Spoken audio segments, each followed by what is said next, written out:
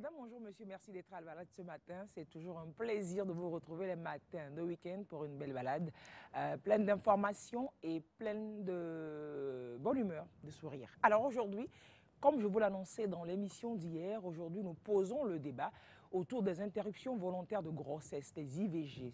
Vous connaissez ordinairement autour du simple petit mot avortement. Le Togo réfléchit dernièrement, les députés togolais ils étaient à Palimé pour s'informer mieux sur la question de l'avortement, pour voir les actualisations éventuellement apportées à la législation actuelle. Ils ont étudié le cas du Togo comparé avec des cas voisins pour voir comment mieux garantir la santé sexuelle et reproductive de la femme. On va en parler ce matin avec un responsable de la TBF, l'Association togolaise pour le bien-être familial. Je ne voulais pas le montrer parce que je ne voulais pas encore le présenter, donc on peut ne pas le montrer. On va en parler avec cette structure-là et poser le débat avec un religieux, un prêtre, qui nous dira, oui, voilà, la conception de l'Église quant à l'avortement, pour que nous puissions avoir tout le contour de la chose. Qu'est-ce que les textes disent? Qu'est-ce que les textes législatifs disent? Qu'est-ce que la conception religieuse spirituelle, qu'est-ce qu'elle dit? Pour que dans la situation, nous puissions avoir toutes les informations pour prendre la meilleure des décisions. En fait, tout ce qu'on fait, c'est pour éviter les avortements clandestins qui chaque année coûtent la vie à des milliers de femmes. Il paraît que c'est chaque minute. J'ai lu un truc la fois dernière, je ne sais pas si c'est 4 minutes ou 6 minutes dans le monde. Il y a une femme qui meurt des suites d'un avortement clandestin. On va en parler aujourd'hui dans notre émission. Merci de rester avec nous et de contribuer également au numéro de L'Bala qui pourra s'afficher au bas de l'écran aussi, donc je vous donnerai. Mais avant de rentrer, de plonger dans le vif du sujet, je dis bonjour à la bande de ce jour. Bonjour à tout le monde. Bonjour, madame. Voilà, c'est ça, il n'y a que toi qui puisse y aller comme ça. Allez, à l'extrémité gauche, vous avez Kodjovi. Bonjour. Gentil. Mon cerveau l'appelle Gentil. Moi, je l'appelle Kodjovi. Bonjour, comment tu vas? Je vais bien, merci. Et vous? C'est Gentil qui est là ou bien c'est Kodjovi qui est là? Non, les deux sont là aujourd'hui. Les deux sont là aujourd'hui. Comment vous allez? Ça va. Vous allez bien? Ouais. Super. Kodjovi, vous le savez, il nous emmène dans l'histoire et dans l'histoire des lieux mythiques et emblématiques de notre pays. Aujourd'hui, vous nous parlez d'un lieu qui va ouvrir la boîte des souvenirs pour plus d'une personne. Pour ceux qui volaient aussi pour rentrer dans la salle, les tricheurs qu'on peut rattraper parce que la loi, le délit n'est pas encore fort clos. Oui, dites-nous, on parle de quoi aujourd'hui dans Histoire d'ici? Dans Histoire d'ici aujourd'hui, nous parlerons du cinéma Rex. Du cinéma Rex. Ouais. C'est-à-dire que ce n'est pas le cinéma Rex que vous connaissez aujourd'hui, là. Hein. Ça remonte à quelle année? Entre les années 60 et 70. J'étais bien né, voilà. 60, moi j'étais né en 44 déjà, j'étais 40 déjà. Il faut que tu sois plus âgé que moi toujours, merci. Ouais. Donc dans les années 60, le Rex, la grande salle Rex que nous connaissons aujourd'hui, le lieu a une histoire, le nom a une histoire au Togo et on va vous en parler aujourd'hui, la petite histoire du cinéma Rex. Alors si vous avez des souvenirs autour de ce cinéma, vous pouvez toujours les envoyer hein, par message, par WhatsApp au 90 28 33 33. Nous partagerons vos souvenirs ensemble, les mauvais comme les bons. Peut-être que c'est là-bas dans ce cinéma que vous avez fait votre premier bisou, que vous avez eu votre premier râteau. Vous n'avez pas payé entre-temps le film, les Vivi Assadia, on a trouvé que vous n'avez pas payé, on va aller au taux, la douleur. Si vous avez des souvenirs avec le cinéma Rex, partagez-les avec nous ce matin, ce sera super chouette. Bonjour Emmanuel, comment vous allez? Oui, bonjour, je vais vous allez très bien? Je rends grâce à Super. Alors, on parle des interruptions volontaires de grossesse, je vous l'ai dit, et Emmanuel nous parle de quel aspect sur le sujet aujourd'hui? Oui, je vais parler des initiatives qui ont été mises en place pour sensibiliser la jeunesse et former les professionnels des médias sur la communication de ces IVG. C'est ça. Et surtout des références de structures de la société civile notamment, oui. Où on peut aller et avoir de l'information. Tout à fait. Super, merci. Et puis Jennifer. Jennifer, bonjour. Bonjour tout le monde, bonjour les téléspectateurs. Tu vas bien? Très bien, et vous? Et Jennifer nous parle de quoi sur le sujet? Aujourd'hui, je vous parle de la bataille de l'IVG dans le monde, le pourquoi l'IVG a été institué et pourquoi certains pays l'ont adopté. Ok. C'est une bataille de longue haleine. Si aujourd'hui, les associations togolaises sont sur le sujet et que le législatif également s'informe, s'actualise, ce n'est que la continuité d'un long processus qui a commencé, mais depuis très très longtemps, pour sauver la vie aux femmes. Oui, exactement. Exactement. C'est super. Et Éloi, Saint-Éloi Pandame, le MOBA, le plus MOBA de tous sur le plateau aujourd'hui. Bonjour, comment vous allez? Bonjour, je vais bien, j'espère que toi. Toi, tu vas aussi partager tes souvenirs de quand tu voulais pour rentrer moi, dans la je salle ne parlerai au de cinéma rien. Rex. Je suis venu écouter tout sur l'IVG et puis aider mon frère à voir pourquoi et pourquoi pas. Oh. Et Wonka? Non, on ne parle pas. Moi, je n'ai pas de sujet sur l'IVG. Je suis venu écouter. Quand hier, j'ai entendu, on dit IVG. Déjà, le IVG, là, je dis non, le nom, là, même, c'est doux, quoi. IVG. Quelqu'un pourrait prendre ça comme nom de garçon, quoi. IVG, on va t'appeler. Bon, les amis, on va l'appeler IVG. Non, pas moi. On pourrait, par exemple, lui qui aime Rex, ou bien celui qui veut parler de pourquoi et pourquoi pas, là. On les appelle IVG. Bon, on leur répartit IVG, comme ils sont trois. Les trois, IVG. Et alors, comment vous allez? Je vais bien, j'espère que toi aussi. Bien, ça se sent. Le jour où tu ne m'embêtes pas, je dis, tiens, il faut appeler un docteur. Quand tu commences par les embêtements, je dis, non, elle va bien. Docteur est là. Elle va bien. Docteur, ne vous inquiétez pas, elle va bien. Je vous dirai si ça ne va pas. Allez, docteur Mboche Bingo, merci d'être avec nous ce matin. Merci. C'est un gros plaisir de vous avoir et surtout que toute la semaine, vous étiez pas à Lomé, vous étiez à l'intérieur du pays, sur le terrain, travailler pour la santé des uns et des autres. Vous rentrez à peine que là, vous chope pour dire pardon, venez. Merci de consacrer votre matinée de dimanche à instruire les uns et les autres. Merci beaucoup pour tout ce que vous faites pour apporter la bonne information à la population. C'est un devoir, c'est un plaisir. Mieux le micro, s'il vous plaît. Alors, vous êtes gynécologue obstétricien. Vous êtes président de la Société des gynécologues et obstétriciens du Togo. Vous êtes le responsable médical à l'Association togolaise pour le bien-être familial. Et puis, vous êtes le directeur adjoint de l'École nationale des sages-femmes du Togo. Merci bien. Effectivement, merci. Vous voyez qu'il a tout pour... On peut partager. Comme vous avez beaucoup là. Je vais vous donner une partie à la fin. S'il vous plaît. À la fin, je vous donne une partie. Si seulement il pouvait vraiment, parce que j'imagine que toutes ces casquettes pour le bien de la femme et de la santé reproductive, ça doit être pas léger. Hein? Oui, c'est pas léger, mais ça se croise. Super. Donc, il y a des éléments qui se retrouvent un peu partout. Oui. Donc, on fait le mieux que nous pouvons pour pouvoir satisfaire chacun. Super. Dans ce domaine. Merci beaucoup. Est-ce que vous connaîtrez un MOBA par hasard? Un MOBA, oui. Moi, je suis Concomba. Donc, les MOBA sont donc nos amis, nos frères. Donc, il y a... Mais dans la salle, il y a c'est pas peut-être le plus beau. Le plus MOBA. Le plus beau. C'est le MOBA. De tous les MOBA? Non. Le plus beau du plateau. Togo. Il a mis le micro avant que de TVT. Alors, c'est le week-end de fête chez vous dans le Grand Bassard. Oui, effectivement. Le contre Ndak qui a connu son apothéose hier. On en a parlé d'ailleurs dans l'émission. Oui, effectivement. Ça a commencé depuis le début de la semaine. Oui. Et c'était l'apothéose hier à Bassard. Donc, c'était tellement très intéressant. Super. Et, en tout cas, j'y étais. Vous avez ramené plein d'Ignam. N'en dites plus, pas plus. Pas plus, d'accord. C'est bon. L'Ignam n'est pas revenu. Je sais. Il ne faut pas dire que l'Ignam n'est pas revenu. D'ailleurs, même l'IVG a commencé à Bassard parce que je connais des gens qui vont à Bassard, soit disant que c'est la fête de l'Ignam, mais on ne les voit pas là-bas. On ne l'a même pas vu dans l'Ignam. Mais il dit c'est il ou bien c'est elle? Non, c'est les îles d'abord. Qui vont à Bassard. Tu ne vois pas une vedette de la chanson togolaise a dit que c'est à Bassard qu'on a pris sa copine. Je ne dis plus. Moi, je ne suis pas... Mais qu'elle dit? Comment il s'appelle? Rasli, non? Ebereko. Ça en dansant, elle a disparu. Et puis je deviens popo dipo. Je vais faire concert maintenant. Non. Mais tu parles de quelque chose. C'était la fête d'Ignama Bassard. Et il est allé. Et puis il y a quelqu'un qui a pris sa femme. Il y a quelqu'un qui dit qu'il est cousin de la femme. Lui, il a même remis 5 000. Au cousin. En tout cas, j'espère que ce n'est pas une coïncidence. Il y a beaucoup de fêtes d'Ignam sur toute l'étendue du territoire. Non, il n'y a pas beaucoup de fêtes d'Ignam à Bassa. Allez les amis, on va souffler. Et le premier stop de ce jour, c'est pour découvrir, c'est pour nous replonger dans l'histoire, découvrir ce lieu mythique, le cinéma Rex. Koyovi va nous en parler. Et puis, vos souvenirs vont arriver pour agrémenter encore. À tout de suite. On souffle et on revient pour parler de cela.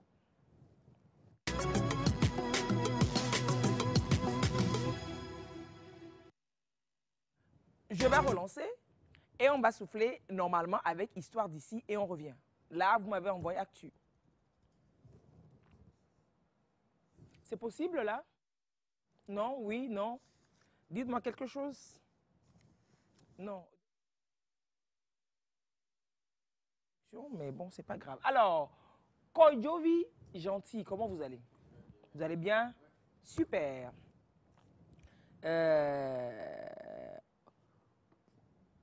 Vous dites que c'est dans les années 1960, etc., etc. C'est-à-dire qu'on ne peut pas compter sur vous pour dire que vous avez connu ça vous-même ou bien.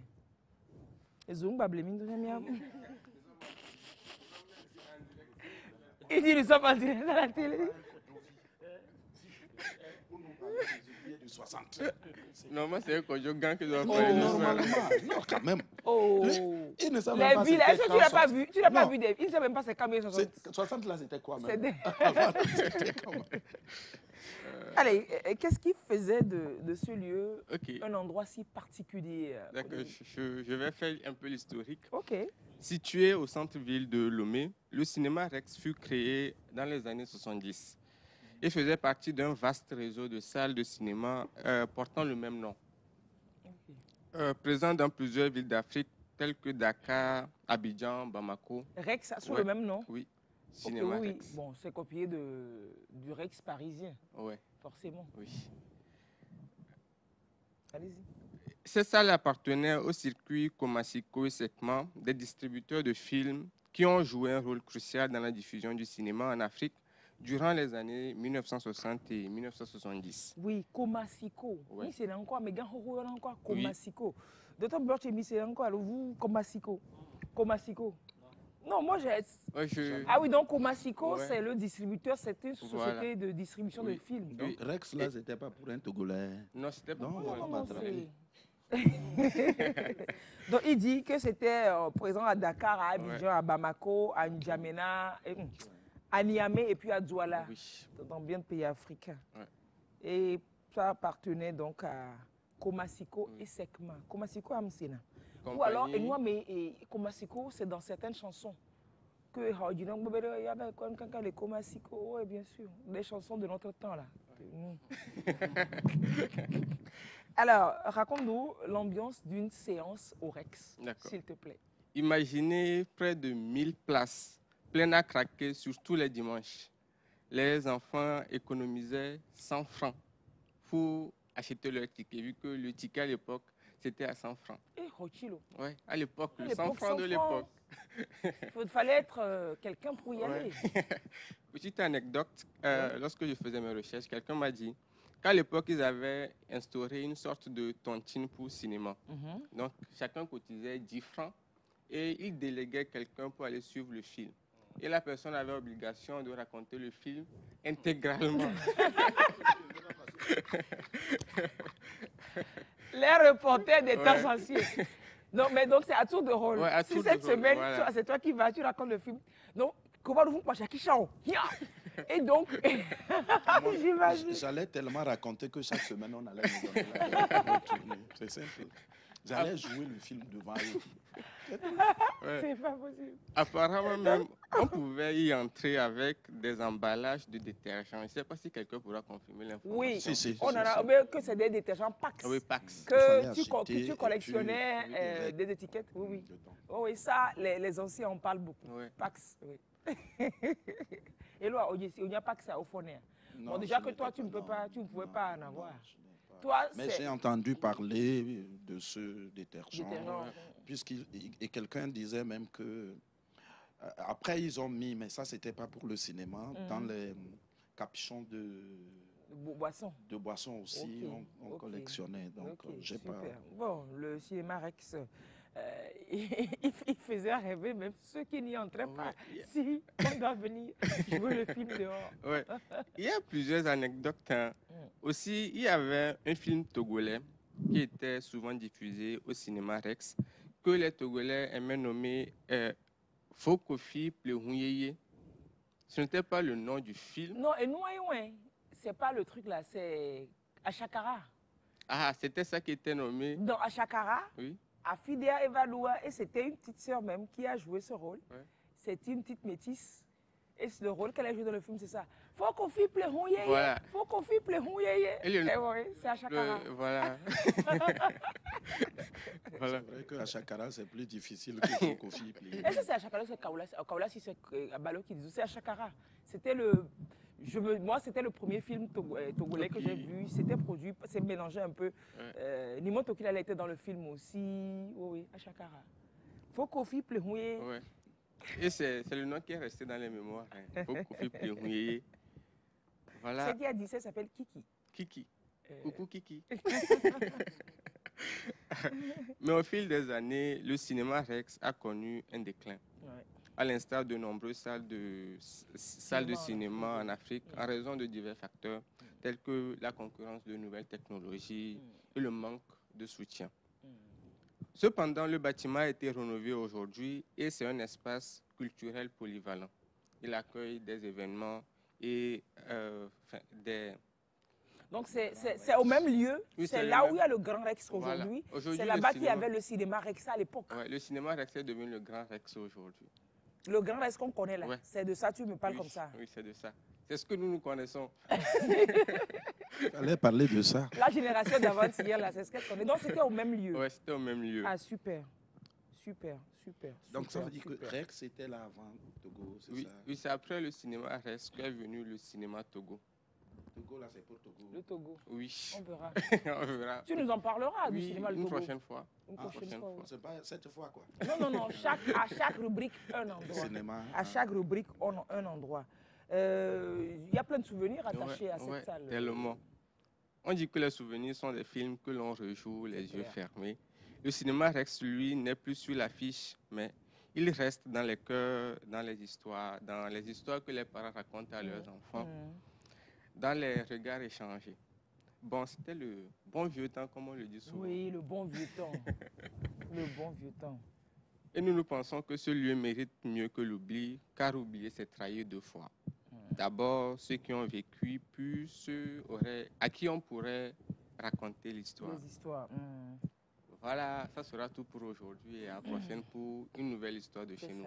Alors, si quelqu'un a une photo de lui au cinéma Rexa, voilà, non, le possible. Non, peut-être devant le cinéma, mais tu sais, chacun venait juste pour aller. Les photos à l'époque, c'était pas quelque chose qu'on... Qui courait les rues comme portable, donc ce sera compliqué. C'était avec les appareils à l'époque. Oui, il fallait aller chercher... Le bruit. D'abord, donc il fallait aller au cinéma et aller chercher des bavas pour venir au cinéma, car déjà tu n'as pas l'argent et il faut encore aller chercher des bavas. Non, c'est pas possible. Alors toi, dis-moi, toi Éloi qui connais ce cinéma-là, tu y as été déjà? Est-ce que l'histoire était de voir qui était dans le cinéma? Non, quand même, parce que je te vois venir. Je suis là. Oui, si, j'aime les films. Moi, j'allais au cinéma. Je n'étais pas le camarade de l'enfant. Le cinéma, c'est notre... Tu étais à le cinéma. Donc tu as suivi des films au cinéma. La première fois que je suis venu à Lomé, d'ailleurs, il fallait que je vienne. J'ai passé toute la journée collé à la fenêtre en regardant jusqu'à Lomé dans la nuit. Bon, fenêtre de la voiture. Voilà. Pour regarder, parce que c'est un DVV directement venu du village. Voilà, IVG. Et puis... Oui, j'étais à Glencomme, c'était des grands frères qui disent on va aller au cinéma Rex. En réalité, je ne connaissais pas encore, je ne savais pas c'est qui Rex. À Dapon, nous avions des salles de cinéma qui s'appelaient Impérial. Impérial, à Kara, Sokodé, oui, tout ça. Impérial, il y avait ça à Sokodé également. Oui. Le bâtiment restait là, actuellement à Sokodé. Même celui en délabrement, plein de toiles d'araignée. Même celui de Dapon. Donc, ils nous ont dit, on va au cinéma. J'ai dit, au cinéma à Lomé, ça doit être différent. C'est clair. Mais malheureusement, j'avais oublié qu'il fallait payer. Donc, moi, j'ai suivi seulement le groupe parce qu'on nous a dit allons au cinéma. Et quand on est venu, on était devant et on entendait waouh! Quand on crie waouh, nous-mêmes on dit putain. Et quand donc, vous étiez dehors, nous suivons ça dehors. Nous suivons ça pas visuel, mais audio. Waouh! Et puis les gens avaient l'habitude, quand ça tape, eux-mêmes ils font des bruits. Ils crient. Ou bien quand il y a une action, je ne sais pas qu'est-ce qui se passait. J'ai jamais vu ici, oui, mais ailleurs, on ne fait pas du bruit dans une salle de cinéma. Mais ici, c'était pas possible. Donc nous vivions ça dehors et on guettait vers la fin. Le gars, je ne sais pas s'il était un peu fatigué. Quel gars? Celui qui est dehors pour les tickets. Pour les tickets, aussi, voilà. Oui. Et donc, à un moment, j'ai tenté 3 fois en tout cas. C'est comme le bac. Non, 3 fois j'ai raté. Et la dernière fois, je ne sais pas, et puis, mais malheureusement, je suis rentré à peine 10 minutes. Ça fait été le plus. Je dis putain. Mais on est parti, on dit, j'étais au cinéma. Et dites-vous, on est venu à pied de Boulogne-Comé. Ah, le truc là, si vite bien sûr. Wow. Et on était contents, on dit, on va au cinéma. Et voilà, donc... Vous allez regarder le bâtiment du cinéma, c'est ça? Mais on a pu rentrer, l'essentiel c'est ça. Et de temps en temps, voilà quoi. Vous faites ça? Ouais. Non, pour les exploitants de ce cinéma-là, il y en a qui sont rentrés sans payer. Voilà un. Envoyez la facture. Il va régler. Si c'est Togolais. Parce que déjà, il nous a exploités.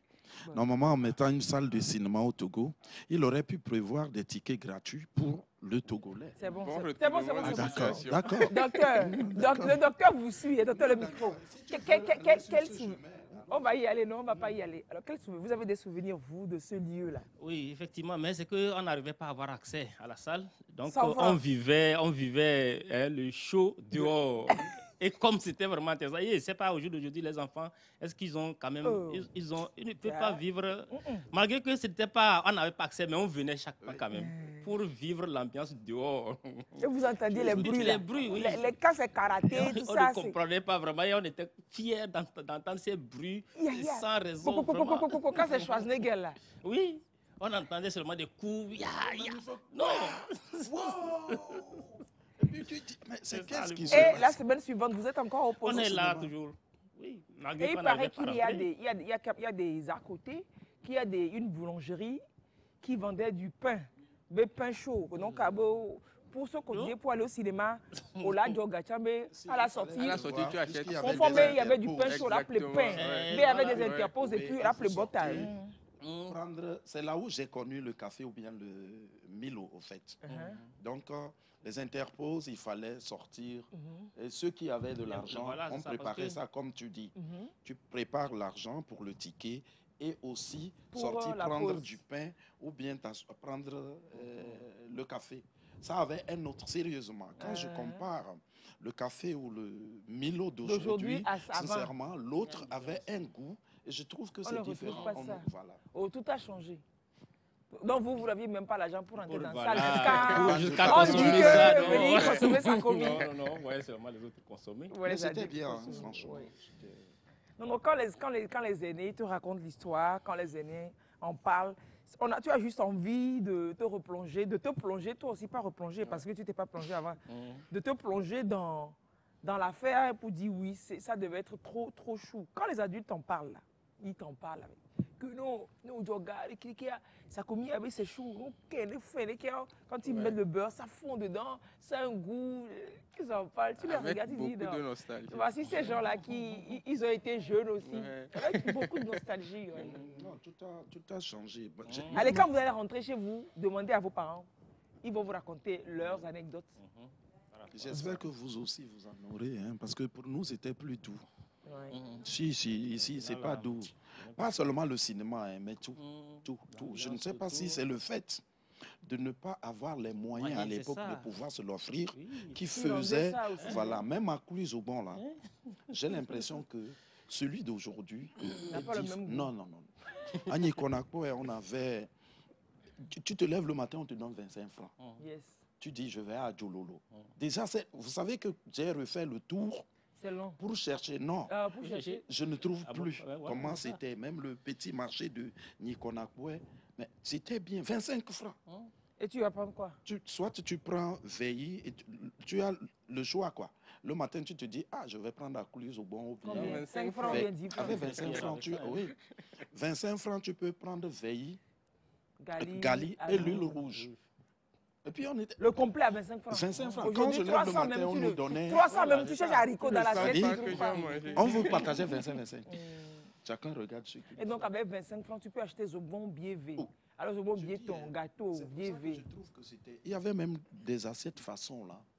Ça, ce n'était pas des porcelaines, des vraies assiettes. Et ils ont fait des coloris là avec la fermeture.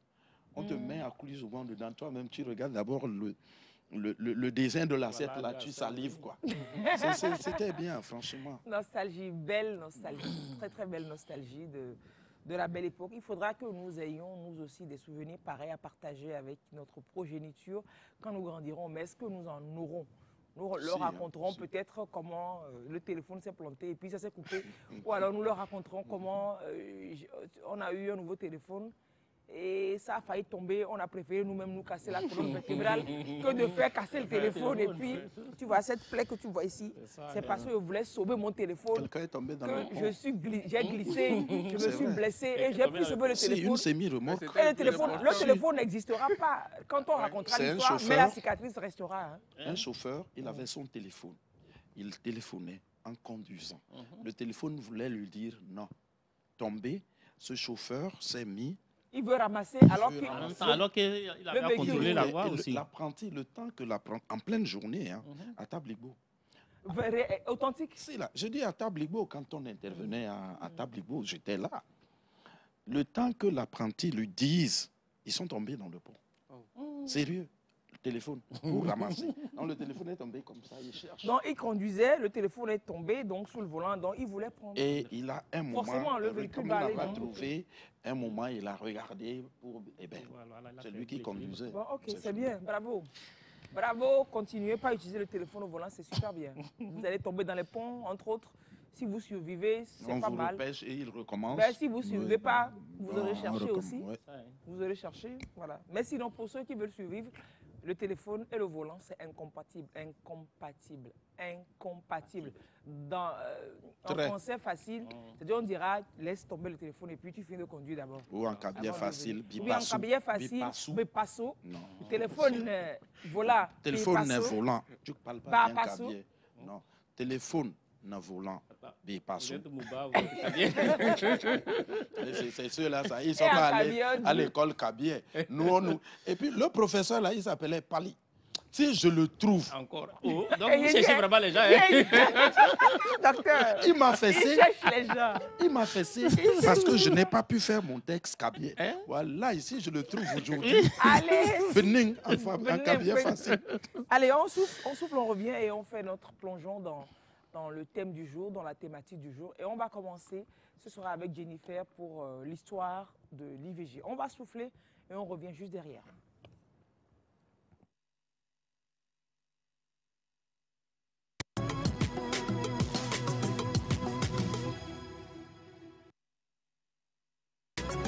Ouais, Jennifer, bonjour de nouveau, comment vous allez? Je vais très bien. Je sais que vous allez bien, je sais que vous allez super, hyper, méga bien. Ça, tu connais. Oui. Tu connais l'affaire. Oui, je connais. L'histoire de l'IVG. Dites-nous tout. Eh bien, rebonjour le plateau. Bonjour, très chers téléspectateurs. Eh bien, nous allons parler de l'histoire de l'IVG. Déjà dans l'Antiquité, comme l'avait dit au début, c'était l'avortement, juste l'avortement au début. Donc, déjà dans l'Antiquité, l'avortement était interdit et il était considéré comme un péché au Moyen-Âge, même un crime. Oui, allez-y. Oui, les femmes et les personnes qui les aidaient pouvaient être sévèrement punies. Donc, c'est au XXe siècle que les médecins ont dénoncé la forte mortalité des femmes due à l'avortement parce qu'il se faisait de manière clandestine. Parce que tu ne pouvais pas aller chez le médecin et dire que non, je veux enlever. C'était interdit par la loi et c'était puni, sévèrement puni. Donc, les médecins dénoncent la forte mortalité des femmes et la revendication du droit de disposer de son corps devient centrale dans la société. Aujourd'hui, l'IVG suscite un débat continu dans la société. Donc, à partir des années 1960, les mouvements féministes en Europe, aux États-Unis et en Amérique latine revendiquent le droit de disposer de son corps. L'affaire Roe versus Wade en 1973, où la Cour suprême des USA statue en majorité contre le droit à l'avortement. Et puis nous avons la loi de la loi Veil. Voilà, la loi Veil. Vous expliquerez après quand même c'est quoi cette affaire. Bien sûr, bien sûr. Oui, dites-nous avant de passer à Simone Veil, c'était quoi l'histoire de Roe et Wade? C'était, je me dis, le premier cas de... Oui, le cas, on va dire un cas assez important parmi tant d'autres. Oui. Donc en 1960, aux États-Unis, les avortements étaient interdits dans tous les États, donc quasiment tous les États. Et une femme, Jane Roe, elle souhaite avorter dans son État qui était le Texas, mais c'était interdit. Donc elle attaque en justice le procureur de l'État en ce moment, qui s'appelait Henry Wade. Donc elle l'attaque et il y a eu un procès tout devant la Cour suprême. Et la Cour suprême statue en faveur de madame. En faveur de la dame? Oui, en faveur de la dame. Et selon ce que la Cour suprême dit, le droit à l'avortement est protégé par la Constitution au titre du droit à la vie privée. Donc ils ont statué 7 pour, 2 contre. Oui, pour la voilà. dame. Okay. Voilà. Parce qu'il y a 9 sièges, si je ne me trompe pas. Donc 7 personnes étaient pour la dame et 2 personnes contre. Et donc elle a pu avoir le droit d'avorter. Voilà. C'était en 73. Oui, voilà, c'était en 73. Donc l'avortement a été imposé dans la Constitution à cet État. Et les États, comment dire, certains États ont été obligés de l'adopter vu que ça a été imposé dans la Constitution. Bon, pas imposé, mais je me dis que c'est une interprétation de la Constitution. Voilà, c'est une interprétation qui garantit le droit à la vie privée. Voilà. Donc, si un bon avocat vient et défend, dit que si, parce que droit de voilà, vie privée, donc, forcément, on va se dire, et c'est quoi. Voilà. OK. Donc, aux États-Unis, c'est ce qui se passe. Mais nous avons connu, il n'y a pas très longtemps, que cette loi a été, retirée de la Constitution. Elle a pu changer d'orientation. Oui, c'est chaque État qui adapte en fait son acceptation aux États-Unis oui. de l'avortement. Effectivement, je pense que le Texas a connu un petit... Des petits changements, par rapport à cette loi. Et oui, ce n'est plus aussi bien libéralisé, voilà. autorisé. Et parlons de la loi Veil. C'est en France, ça, Simone Veil. Voilà, c'était Madame Simone Veil, qui était ministre de la Santé dans le temps. On parle de quelle année, ça? 1975, que la loi a été adoptée. Mais cependant, le 26 novembre 1974, Simone Veil, ministre de la Santé, elle prononce un discours à l'Assemblée nationale qui parle de la souffrance des femmes. Parce que des centaines de milliers de femmes avortent clandestinement et souvent dans des conditions désastreuses. Donc, ce qui entraîne des morts, soit des complications graves dans la vie de ces femmes. Donc, elle dénonce cela. Et le 17 janvier 1975, la loi est votée à titre expérimental pour 5 ans. OK. Et en 1979, après ces 5 ans-là, la loi a été confirmée. Et au fil des années, la loi subira diverses réformes. Mais la plus grande invention, on va dire, c'est en 2024 où la loi a été inscrite dans la Constitution française. OK.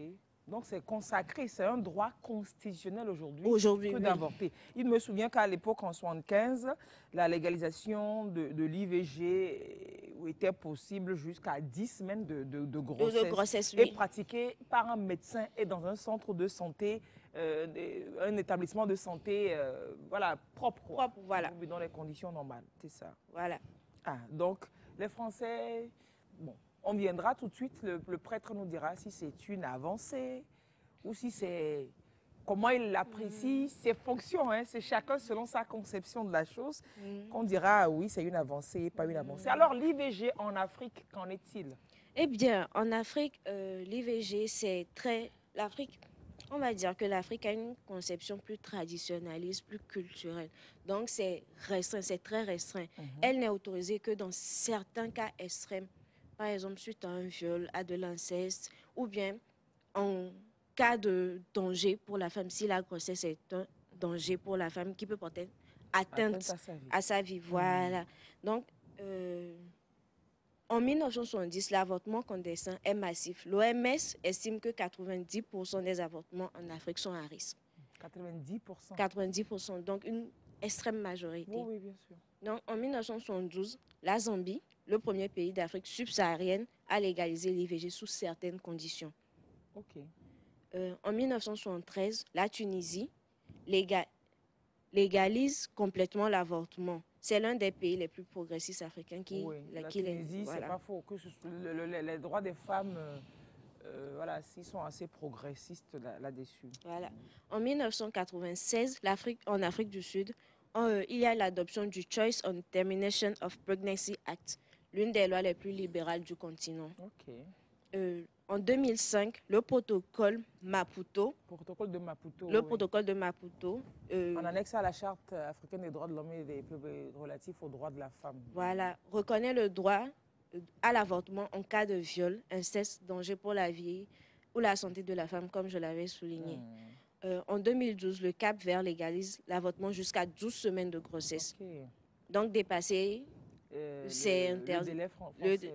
Voilà, 12 semaines, ça fait 12 semaines, non, oui, ça fait 3 mois. Ça fait 3 mois, jusqu'à 3 mois de grossesse. Ok. D'accord. Et au-delà même, il paraît au-delà même dans certains cas. Oui, au-delà. En Mozambique. En Mozambique, oui. En Mozambique, au-delà de 12 semaines. Et plus proche de nous? Le Bénin. Ok. Le Bénin débute... Au Bénin, oui. En 2017, le Bénin... 2017. Oui, 2017. Okay. Le Bénin débute les débats par rapport à la libéralisation de l'IVG. Puis en 2021, l'IVG est légalisé jusqu'à 12 semaines. Au Bénin? Oui. Actuellement? Oui. C'est libéralisé et autorisé jusqu'à 12 semaines. Jusqu'à 12 semaines. Devenant l'un des rares pays de l'Afrique de l'Ouest à élargir ce droit. Aujourd'hui au Bénin, donc c'est ça? Oui. Ok. Tu as le temps jusqu'à 12 semaines pour pratiquer. 3 mois pour pratiquer. Mais est-ce que c'est encadré? On ne sait pas. Est-ce que c'est encadré en fonction de ce que le protocole de Maputo demande? Genre que ce soit dans des cas précisément, viol. Est-ce que vous en savez, docteur? Au Bénin, le Bénin qui a autorisé là, est-ce que c'est légalisé ou bien toute personne en tout moment tu fais et puis tu dis, oh, en fait, je n'en veux plus. Oui, je dis, c'est autorisé en cas de viol, d'inceste ou alors de cas où ça porte atteinte à la vie de la femme. Maintenant, je demande, est-ce que le Bénin a circonscrit ça à ces cas aussi ou bien c'est juste par volonté de la femme? Si la femme veut, même si elle manque de moyens, etc., elle peut? Non, c'est en tenant compte donc, du protocole de Maputo. De Maputo. Voilà, donc c'est un peu ça. Lorsqu'on regarde un peu ce que le protocole de Maputo a dit, il est recommandé de faire un avortement lorsque la santé donc, de la femme est menacée. Donc, quand on parle de la santé, quand on regarde un peu la définition de la santé, c'est un état de bien-être physique, mentale et sociale. Donc, du coup, lorsqu'une grossesse entraîne une détresse de la part donc, de cette dernière, au niveau donc, du Bénin, on peut lui donner ce service d'avortement. Donc c'est si la grossesse entraîne un état de détresse sociale donc, économique et qui en peut entraîner social, donc on peut faire l'avortement dans le contexte béninois. Je n'ai pas, dans le contexte béninois, je n'ai pas de moyens, je suis enceinte, ça n'a pas de risque pour ma santé, mais je me dis, ça va me rendre socialement vulnérable, etc. Voilà. Je peux justifier et avoir l'autorisation d'avoir l'avortement. D'accord. Et donc, du coup, pour pouvoir le faire, il y a quand même les gens qui vont le statuer. Ce n'est pas la femme qui va rester pour dire non, voilà. Donc, il y a des psychologues, des médecins, des professionnels qui vont peut-être dire que voilà, compte tenu de cette grossesse, voilà ce que ça peut entraîner sur tel ou tel élément. Et demander ou bien proposer l'interruption de la grossesse pour cette dernière. Donc, c'est un peu ça. Et il faut aussi dire que l'avortement, quoi qu'on dise, ce n'est pas une méthode contraceptive. Non, donc, personne ne se lève comme ça pour aller parce que je ne veux pas, j'enlève, je ne veux pas, non. Donc, c'est bien cadré, encadré au niveau on va en parler. Pour le moment, on fait l'historique. On est au Bénin et on vient, oui. Non, donc le Bénin. Donc, c'est le Bénin qui est aujourd'hui, vous dites, l'un des rares pays d'Afrique de l'Ouest à vraiment élargir ce droit. Voilà. Et comme l'a dit le docteur, c'est que l'IVG n'a pas été instauré par confort ou quoi que ce soit. C'est juste pour empêcher les milliers de femmes qui, dans le temps, n'ont pas eu accès à ça. C'est pour la génération présente, dans des cas extrêmes, de pouvoir, comment dire, c'est pour sauver la vie de la femme en fait. Voilà. C'est pas juste pour faire joli. Non, tu fais ton olé et puis ça vient, tu dis oh ma t'es fois fin. Voilà, non, genre comme ça, non. Ce n'est pas pour ça. L'objectif principal, c'est préserver la vie de la femme, l'intégrité de la femme. Sa vie et puis son épanouissement. Voilà. C'est pour ça que c'est instauré. Voilà. Super, merci pour ce tour d'horizon. Je vous en prie, Et qu'en est-il du Togo? C'est ça qu'on va savoir maintenant. C'est de ça qu'on va parler maintenant. Celui qui disait pourquoi vous passez ailleurs, c'est de ça qu'on va parler maintenant. Nous devons quand même savoir. Je ne suis pas béninois. Oui, vous parlez Mozambique, commencez chez nous et vous sortez. Là, je sais, voilà. Tu vois, on a effleuré un peu chez les autres. L'IVG, oui, parlez d'abord de chez nous et je vais poser. Oui. D'accord. Vous allez poser vos questions dans un court instant. On va souffler, on accueille le prêtre, Père Pierre Chanel Afogno, qui sera sur le plateau avec nous aussi pour poser le débat autour des interruptions volontaires de grossesse. À tout de suite. Dans cette zone reculée du nord-ouest du Togo, à Bichabé, près de 15 mineurs sont tombés enceintes en 2022. Ça. On est venu pour causer entre nous. On a appris, tu es enceinte. On est venu pour voir aujourd'hui vraiment si c'était vrai. Oui, c'était vrai. Cette fille de 15 ans en classe de 6e est interrogée par un comité villageois chargé de déceler les grossesses précoces. Ce comité est mis en place pour protéger les jeunes filles, pour que leur famille ne les abandonne pas, que la famille de leurs petits amis, en cas de grossesse, ne les abandonne pas aussi financièrement. Son petit ami et ses parents refusent de reconnaître l'enfant. Le comité fera donc pression sur la famille pour qu'elle remplisse ses obligations financières. Ils seront obligés de gérer la grossesse de la fille. Face au mépris de la communauté, certaines filles abandonnées tentent à leur risque et péril un avortement clandestin, la loi togolaise n'autorisant l'avortement qu'en cas de viol. Des parents ont commencé à ne plus mettre leur fille à l'école par peur qu'elle ne tombe enceinte. C'est ce qui nous a poussé à mettre en place ce processus d'accompagnement au sein du village. Dans ce processus d'accompagnement, il y a également l'association des filles mères qui sensibilise les mineurs. On leur parle du port du préservatif, de l'abstinence, mais aussi des conséquences de la déscolarisation. Au cas où ça arrive, il faut te diriger vers le centre de santé et tu vas suivre les consultations prénatales et après l'accouchement, tu vas continuer les études. En famille, le sexe est un sujet tabou. Le comité villageois a donc mis en place ce club de jeunes, lequel organise des discussions et distribue ponctuellement des préservatifs lors du marché. À l'hôpital, avant de prendre les préservatifs, on enregistre les dons de ceux qui prennent. Donc, juste à cause de ça, les jeunes ils ont la honte d'aller là-bas. Le village de Bichabé souhaite mettre fin aux grossesses avant 18 ans. Au Togo, selon les pouvoirs publics, en 2021, ce sont plus de 5000 cas de grossesse non désirées signalés en milieu scolaire. Et une fille sur 3 a abandonné l'école. Dans cette zone, face à ce schéma alarmant que les actions se font, le reportage a été fait à Bichabé. Vous connaissez, docteur? C'est dans la région de la Kara, dans la préfecture de Bassar, c'est ça? Voilà, oui. Le constat est bien posé. Le constat est bien posé, mais le fait que les gens s'inscrivent avant d'avoir accès aux préservatifs... Dans les centres de santé, c'est pas possible. C'est pas possible. C'est pas possible. C'est pas bien. Les jeunes ne viendront pas. Alors, qu'est-ce qui suscite notre intérêt pour le sujet? La semaine dernière, les députés togolais se sont informés sur les IVG lors d'échanges à Palimé. Échange organisé donc par l'Assemblée nationale et axé sur la santé sexuelle et reproductive face à la recrudescence des avortements clandestins et une loi aujourd'hui qui est jugée par les uns et les autres obsolète. Les députés ont pris conscience de l'urgence d'une révision législative pour aligner le cadre légal togolais avec les normes internationales, notamment les normes du protocole de Maputo, et envisage de proposer une loi plus ambitieuse quant à la libéralisation de la grossesse. C'est toujours dans la dynamique de la promotion des droits de la femme pour l'épanouissement. Mais aujourd'hui, est-ce qu'on peut dire que avoir des avancées sur l'encadrement de l'avortement, des IVG, est-ce une avancée pour la femme, concrètement, réellement, Dr Mbotche? Oui, merci beaucoup et merci pour l'occasion que vous nous donnez pour parler donc de cette question. Cette question qui va nous aider, nous professionnels de santé, nous aussi en tant que gynécologues. Pourquoi nous pensons que c'est vraiment une avancée? C'est que ça pourra contribuer d'une manière ou d'une autre à la réduction de la mortalité maternelle. Parce que les complications des avortements clandestins sont cause de décès dans notre pays.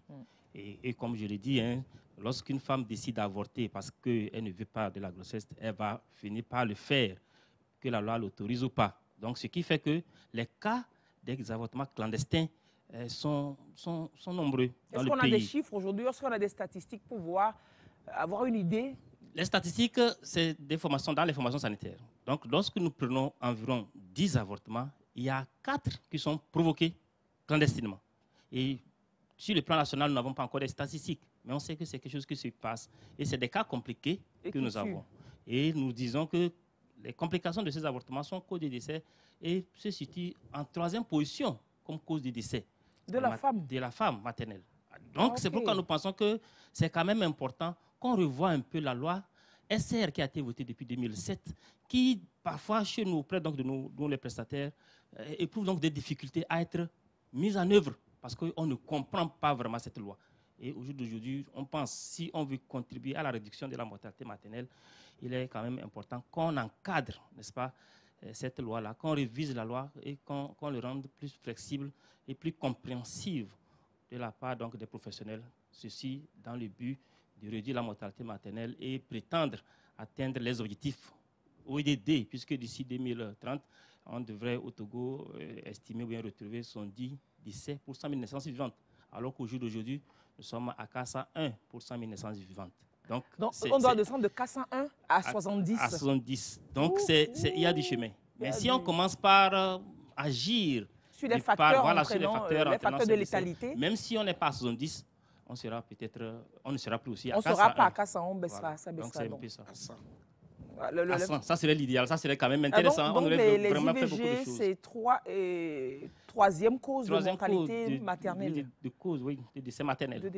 Parce qu'il y a des complications. Et comme on le dit, lorsqu'on regarde un peu le protocole de Maputo, la loi SR, SR, c'est santé de la reproduction.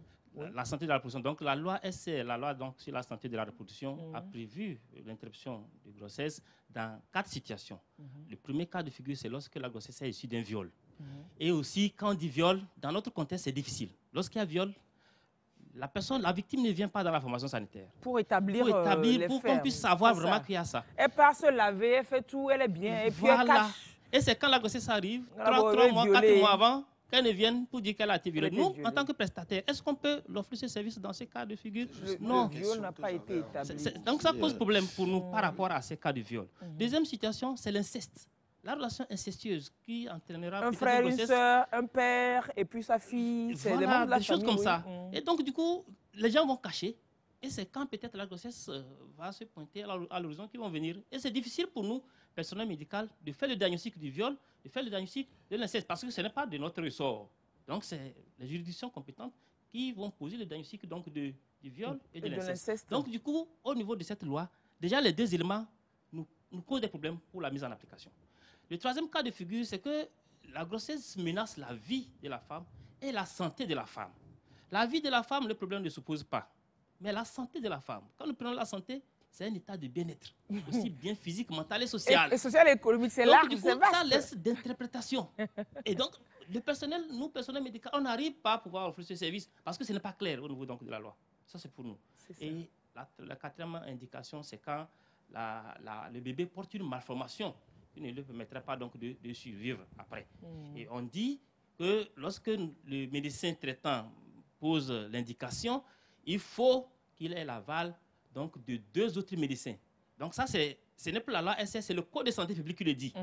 Et voilà, nous sommes dans une situation où nous avons la rareté des médecins. Des médecins, si c'est à l'intérieur, ça devient un seul problématique. Oui. Donc ce qui fait que, malgré que la loi SR a été votée, promulguée, la mise en application n'est pas effective sur le terrain. Et donc, nous pensons que ça serait quand même bien qu'on révise cette loi-là en expliquant davantage on ne veut pas libéraliser l'avortement, mais qu'on explique davantage ce que les États ou bien les chefs d'État ont adopté. Qu'est-ce qu'ils entendaient en écrivant ces choses vagues comme ça? C'est ça. Donc, puisque le protocole de Maputo, c'était les chefs d'État qui étaient réunis et qui ont accepté que par rapport aux droits des femmes, on peut autoriser l'avortement sur telle chose. Et au Togo, en 2005, il y a eu la ratification donc, de ce protocole de Maputo. Et en 2007, la loi SR en est sortie. Donc nous sommes aujourd'hui en 2025. Je pense que une vingtaine d'années plus tard, il faut qu'on précise les choses pour que vous sachiez. Et ça, comme ça, quand on va préciser, ça va nous permettre dans un premier temps de réduire les taux de décès liés à ces complications d'avortement. Ça permettra également donc d'encadrer et d'éviter des dérives. Ça, c'est d'éviter des dérives. Puisque lorsque ce n'est pas encadré, il y a beaucoup de choses. La loi béninoise, comme vous l'avez dit, ça, on autorise l'avortement jusqu'à 12 semaines. L'avortement, ça va jusqu'à 22 semaines. Mais chaque État est libre. 22 semaines, ça fait 5 mois. Donc avant 5 mois, oui, avant 5 mois, on parle d'avortement. C'est après 5 mois qu'on parle d'accouchement. Donc on peut décider que dans le cadre donc, de la loi, on va peut-être s'arrêter à 9 semaines, à 12 semaines. En France, 14, 16 semaines. Vous voyez? Donc l'État est libre de décider. Mais dans tous les cas, il faut que l'État puisse statuer sur quelque chose. Et comme ça permettra aussi à ce qu'on puisse former des prestataires. Aujourd'hui, il n'y a pas de prestataires formés. Les formations sanitaires, il n'y en a pas. Donc il faut qu'on forme des prestataires, qu'on équipe, qui est donc de la logistique appropriée. Attendez, est-ce qu'il y a une formation ad hoc, une logistique précisément, spécialement pour les interruptions volontaires de grossesse? Il y a plusieurs techniques d'interruption. Il y a plusieurs techniques. Donc, si on veut peut-être offrir ce service, il faut qu'on ait la logistique appropriée. Clandestinement, ce qui se passe, parce qu'ils n'utilisent pas donc la logistique appropriée. Donc, c'est pour ça qu'il y a des conséquences, des complications derrière. Donc, si on veut que ça soit sécurisé, il faut que le personnel soit qualifié. Il faut que la logistique accompagne et qu'on utilise les techniques recommandées par l'OMS. Parce que l'OMS aussi a prévu des choses par rapport à l'avortement. Alors aujourd'hui, l'avortement au Togo est un crime. Ou comment? Ce n'est plus un crime, c'est un crime. Au-delà, en dehors du dispositif là. Si on le fait en dehors, c'est criminalisé, c'est puni. C'est puni. Lorsque on ne respecte pas, on fait un avortement en dehors de ce qui a été prévu par la loi, on est puni. Et c'est pourquoi on le fait clandestinement. Celui qui fait l'avortement est puni. Il est dedans. Celui qui a accompagné celle-là qui a fait l'avortement, celui qui a orienté la personne. Voilà, donc on punit tous ceux-là qui sont autour de l'avortement. Donc, ce qui fait que ça se passe clandestinement. Ce qui fait qu'on n'arrive pas à avoir des chiffres par rapport à ces cas. Quand la femme commence par saigner, c'est difficile de l'emmener dans un hôpital, un centre où on peut la prendre en charge parce qu'on a peur. Et c'est pourquoi nous, lors de la formation, nous avons au Togo le concept de soins après avortement. Le soin après avortement, c'est tout ce qu'on fait lorsque la femme a peut-être un avortement incomplet. Elle commence par saigner. Quand elle arrive dans une formation sanitaire, nous avons l'obligation de prendre en charge cette femme sans tenir compte de comment les choses sont passées. Après, on va régler ça. Après, on va régler. Parce que les femmes se disent que si le personnel de santé apprenait que c'est comme ça, elle-même, elle a déclenché son avortement, c'est tellement qu'ils vont l'envoyer vers les juridictions compétentes. Donc, du coup, certains peuvent refuser de venir dans la formation. Attends, on va te soigner d'abord, avant de confirmer. On soigne, et puis voilà, on va régler. Et donc, ce qui fait que elles peuvent vous dire la vérité ou elles peuvent peut-être ne pas vous dire la vérité. Allez, je dis bonjour et bienvenue au padré du plateau, Fada Wezon, Père Chanel Afogno. Merci et bienvenue, merci d'être ici. Vous nous édifierez par rapport à la conception religieuse de l'avortement, la portée de la chose. Dans un petit instant, Éloi voulait poser une question au docteur Mbortier. Oui, rapidement. Alors, moi, ma question était, est-ce que ce que la loi a prévu dans les 3 cas, est-ce qu'officiellement, des femmes viennent? Officiellement, c'est que... Est-ce qu'il y en a eu? Quand nous prenons, je vais reprendre les cas de situation. La première situation, c'est le cas du viol. Lorsque moi, je suis médecin ici dans mon bureau, la femme arrive 2 mois de grossesse, venant me dire que oui, la grossesse, c'est issu d'un viol. Est-ce que moi, je peux l'avorter? Non, ce n'était pas ma question. C'était pour voir, est-ce que, puisque je comprends que c'est à cause d'ailleurs de ces dispositions que l'avortement clandestin est né. Voilà. Maintenant, je voudrais voir officiellement, puisque normalement, nous devrons juger. Oui. On a mis ces dispositions. Est-ce que ça fonctionne? Ce que moi, je voulais savoir. Est-ce qu'officiellement, il y a des femmes qui viennent quand même pour dire, OK, j'ai été violée. Est-ce qu'il y en a? Il y a non, eux, ils ont des difficultés à savoir. Oui, en fait, est-ce qu'il y en a? Il y en a, mais on n'a pas de statistiques quand même. Il y en a. Parce que chaque jour que Dieu fait dans une formation sanitaire, il y a des demandes. Et soit ils disent que c'est relation incestueuse, ou soit c'est un viol. Maintenant, il y a des cas où c'est même le médecin, le personnel médical. Et c'est pourquoi il y a la notion d'interruption médicale de grossesse. Où, pour sauver la vie de la femme, vous prescrivez même l'avortement parce que la poursuite de la grossesse menace la vie de la femme. Donc nous avons des cas que nous enregistrons et que nous prenons en charge donc, dans nos formations sanitaires. Il y a des cas aussi où le bébé a des malformations qui ne lui permettra pas de vivre après l'accouchement. Qui sont vus à l'échographie, qui sont vus sur les analyses sanguines. Donc il y a des cas.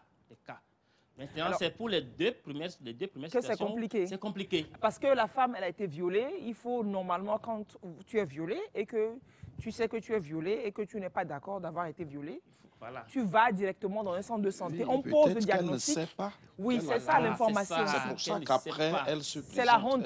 Elle a la honte. Elle se cache. Elle ne sait pas que ça devra devenir. Parce que si la personne venait vite à l'hôpital, il y a des dispositions, il y a des prescriptions que nous faisons pour éviter la grossesse et éviter que ces dernières soient infectées par le VIH. Vous voyez, donc la personne ne vient pas vite à l'hôpital et c'est quand il y a grossesse que la personne se pointe à l'hôpital. Et donc, c'est difficile. Donc, on fait une petite parenthèse pour passer l'information, pour sensibiliser les filles. On ne souhaite pas que vous soyez violée.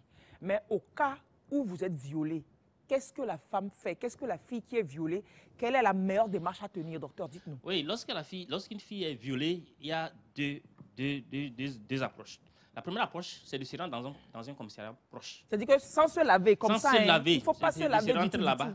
Ou de se rendre dans une formation sanitaire, des deux côtés. Donc tu vas au commissariat, à la gendarmerie ou bien au CMS ou bien à l'hôpital.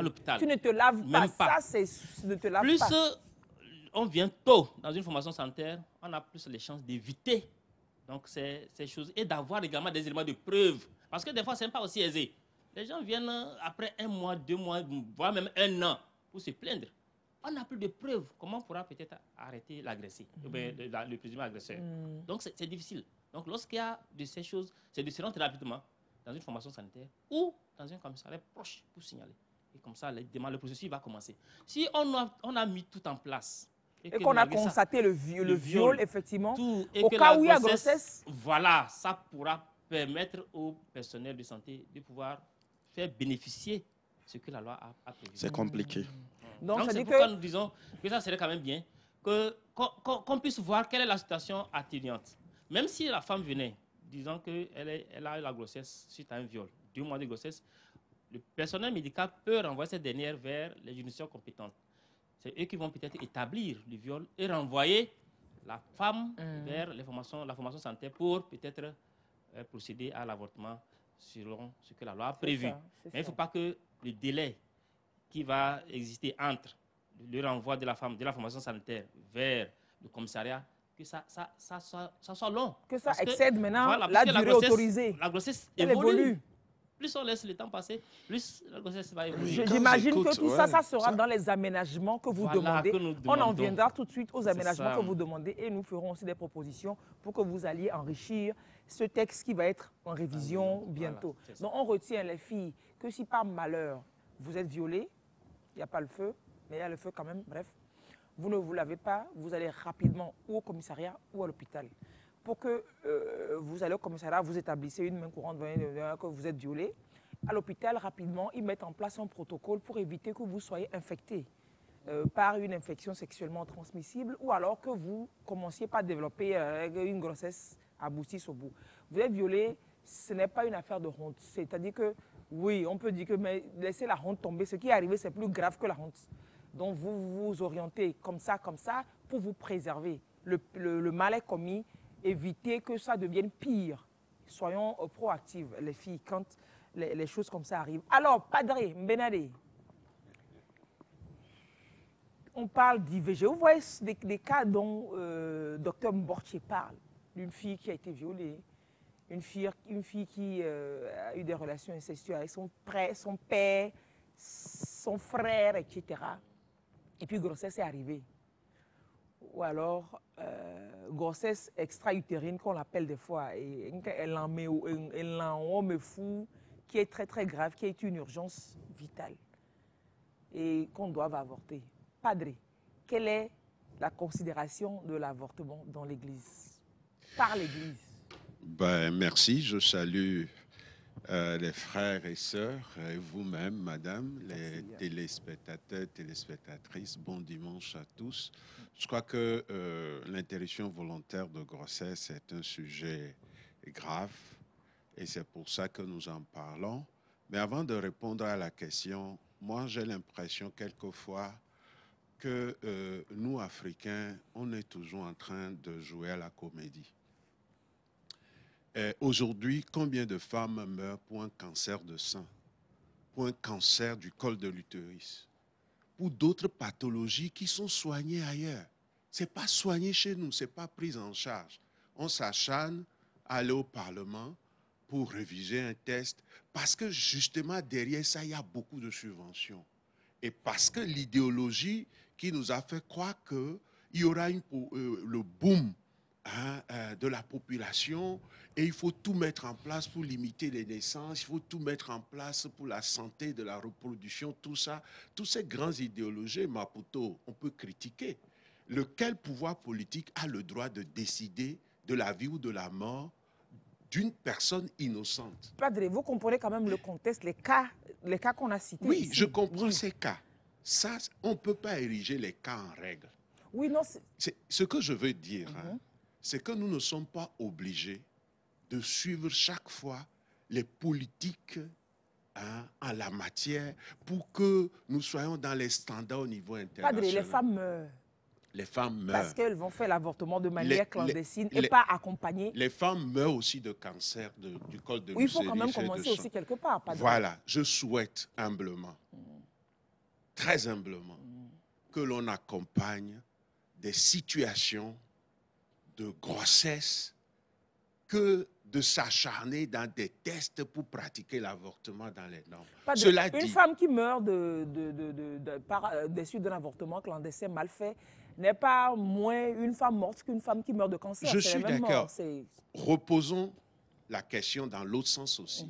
Celle qui meurt de cancer elle n'est pas moins, oui. Voilà. Donc forcément, il faut commencer par quelque part. Les gens qui sont en train de prôner ces choses, de passer à des lois, ils prennent en charge cet ensemble.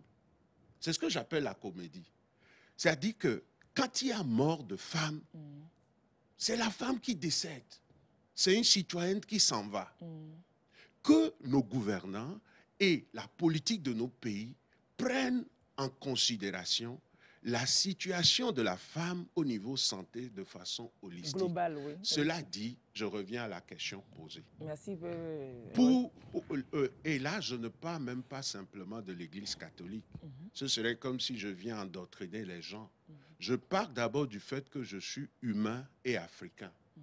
Dans beaucoup de nos traditions africaines, togolaises que je connais, on ne met pas fin à la vie qui commence. Au point où même ceux qui sont de la religion traditionnelle, j'aurais aimé qu'on en appelle ici sur le plateau un vrai traditionnaliste, il vous dira, quand il y a avortement dans une famille, on fait des cérémonies. Parce qu'on a versé du sang innocent. Ça, c'est ce que nous avons hérité de nos grands-parents. Au point où, quand nos grands-parents priaient, par exemple, en hébreu ou bonabé, et parmi ce que nos ancêtres trouvaient comme un trésor, c'est la personne humaine. Peu importe la situation par laquelle elle est appelée à l'existence. Mais du moment où Dieu a permis que cette personne existe, c'est ceux à qui Dieu a donné aussi la vie qui prennent en charge et cette femme et cet enfant. Ça, je suis au niveau africain, au niveau togolais, au niveau traditionnel. Quand j'en viens au niveau de ma foi, c'est qu'il est interdit de tuer. Dans les 10 commandements, c'est clair. 5e, tu ne tueras point. Et nous croyons, en tant qu'Africains et dans l'Église catholique aussi, que la vie commence dès la conception. Et de grands auteurs l'ont prouvé. Quand je prends par exemple Aristote et qu'on veut parler de l'être, moi aujourd'hui j'existe comme Père Afognon. J'existe aujourd'hui en acte comme Père Afognon. Mais j'ai été Père Afognon en puissance dans le ventre de ma mère après quelques jours. Si on avait mis fin à moi quand j'étais en puissance, je ne serais jamais en acte. Et donc, l'être humain commence dès la conception. Ce n'est pas une excroissance quelconque des cellules. C'est pas un cancer. Oui, c'est pas un truc qui pousse sur la peau, qui pousse dans l'utérus de la femme. Il y a toujours une triple dimension. Il y a la dimension humaine. C'est un homme et une femme qui se sont rencontrés. Il peut arriver des situations malheureuses comme le viol. Nous regrettons. Mais il y a une dimension psychologique aussi. Et il y a une dimension spirituelle. Pourquoi, par exemple, quand il y a grossesse dans une famille, soit c'est la joie de la famille, soit c'est des inquiétudes selon les contextes. Et aujourd'hui, par exemple, en Europe, je cite le cas de la Belgique et de la Suisse que je connais bien, il y a un accompagnement même après l'intervention volontaire de grossesse. Parce qu'il y a des femmes, après l'intervention volontaire de grossesse, qui peuvent faire des crises de psychose et d'autres formes de crises. Pourquoi oui, parce que l'être humain, quand il porte la vie, quand la femme porte la vie, posez la question à des femmes qui, malheureusement, ont pratiqué l'avortement que moi, j'ai accompagné. Il y en a qui ne dorment plus. Ils vont faire des cauchemars bizarres que quelqu'un leur poursuit, que, excusez-moi, dans leur sexe, il y a un gros serpent qui est entré. Ils somatisent ce qu'ils ont vécu. Il y a des cas, il ne faut pas qu'on le cache. Il faut inviter des psychologues pour voir si je suis en train de mentir.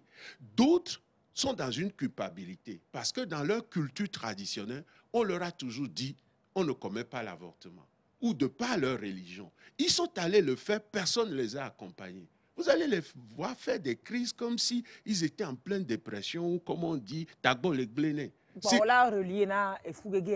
Mais ce n'est pas inventé parce que la personne est dans une culpabilisation extrême. Elle se considère comme meurtrière, la femme. Et le plus souvent, dans tout ce que nous débattons là, même dans le cas de viol, le violeur, lui, il est où?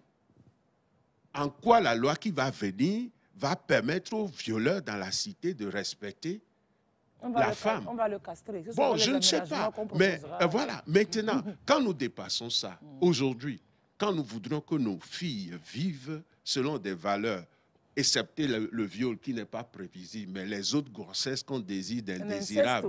L'inceste aussi, oui. Et puis les grossesses à risque. Les grossesses à risque, d'accord. Mais ce qu'on découvre, moi je suis dans l'enseignement, vous pouvez voir les statistiques de ce qu'on appelle grossesse indésirable en milieu scolaire.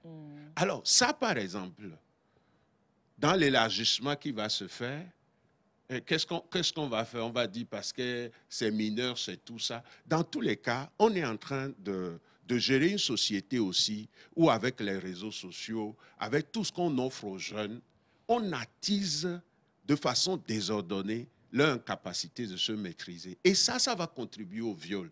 Quand j'ai vu l'autre jour un truc où on parle de full moon, et il y a des institutions qui financent ça.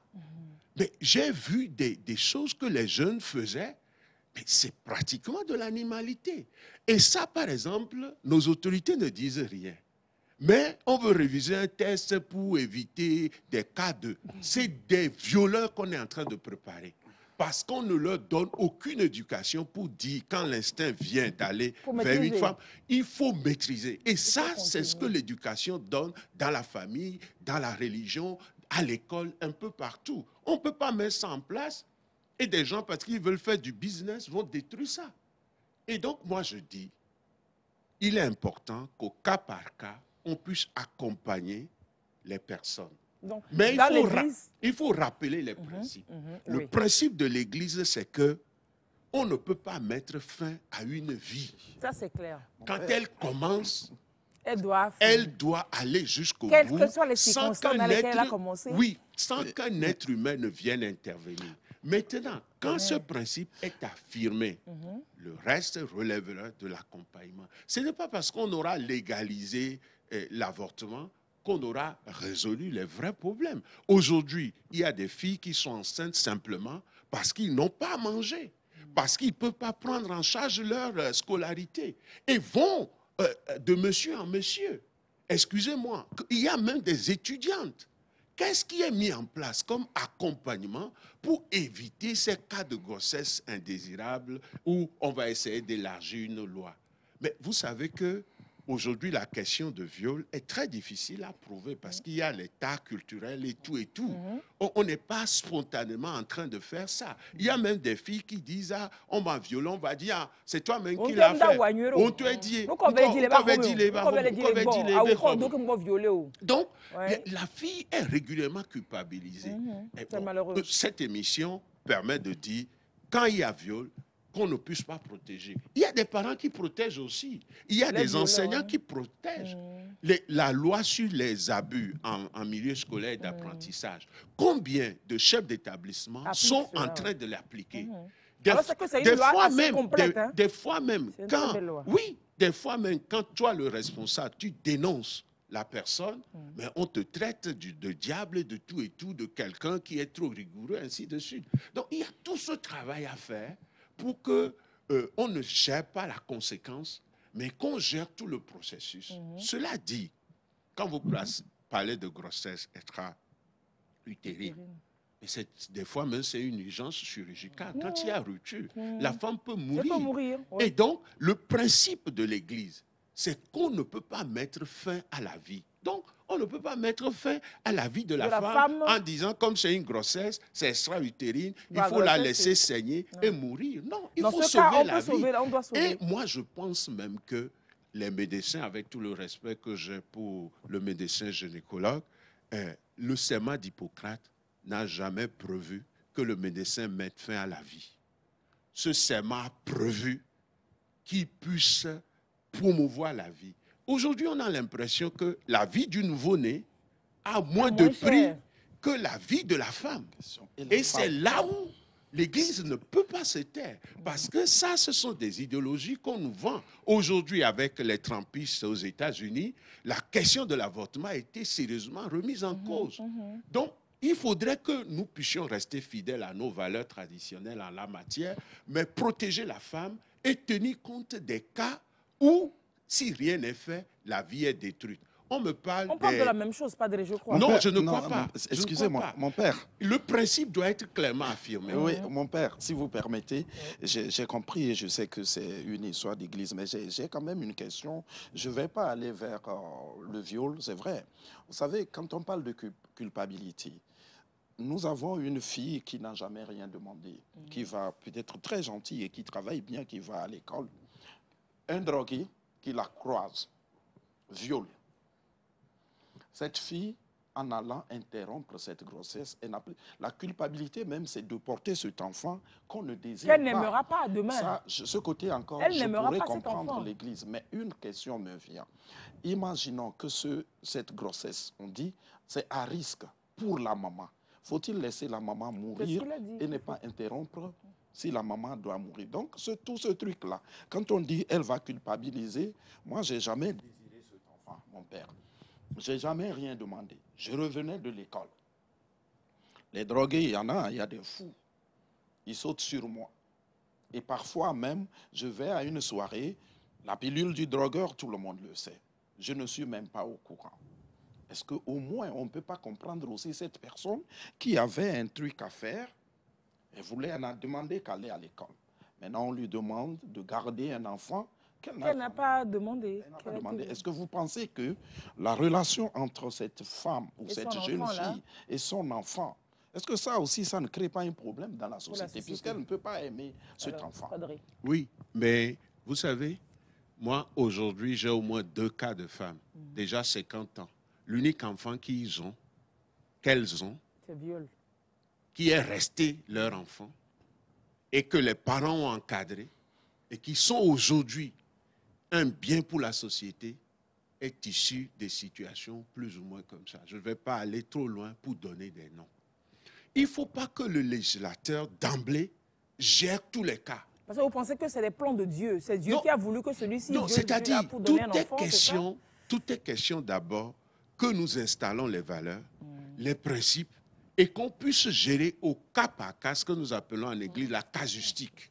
Oui, je pense que c'est ça dans les textes. Les textes n'ont pas dit avortement ouvert à tous. Docteur Mborché, oui, ou bien oui, c'est ça. C'est pas qu'on dit que l'avortement c'est ouvert. C'est au cas par cas. Il y a des cas de viol où la femme, la victime, même préfère garder la grossesse. Si c'est le cas du Togo, oui, c'est le cas. Il y a d'autres cas où la loi a laissé tellement de marge.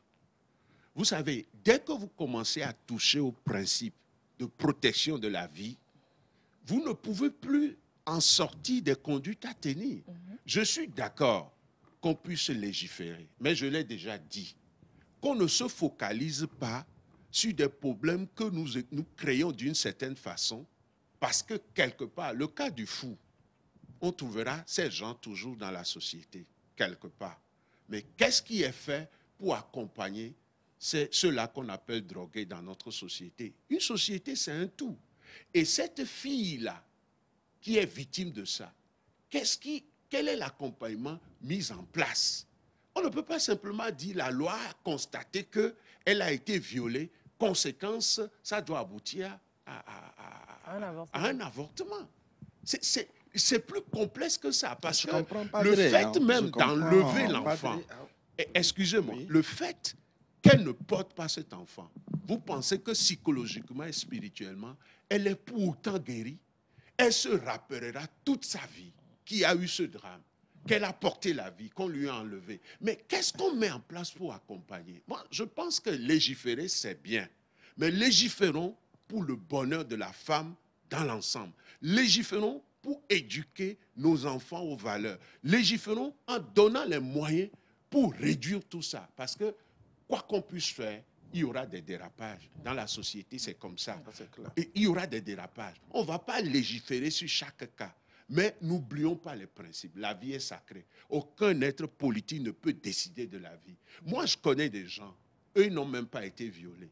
Les parents étaient fâchés parce qu'ils sont tombés enceintes, comme on dit, quand ils étaient lycéennes. Aujourd'hui, c'est l'enfant-là qui reste l'unique. Il y a aussi ces cas. Pourquoi? Parce que les parents ont accueilli, ont dit, OK, au high school. Et ils ont aidé. Aujourd'hui, l'enfant-là, il y en a pas. Je connais un qui est avocat. Mais on aurait pu dire, voilà, c'est une honte pour la famille, et donc il faut qu'on avorte. On s'entend, on avorte. Personne n'a le droit de décider d'une vie qui commence. En tout cas, pour nous, religieux en général, et catholiques en particulier.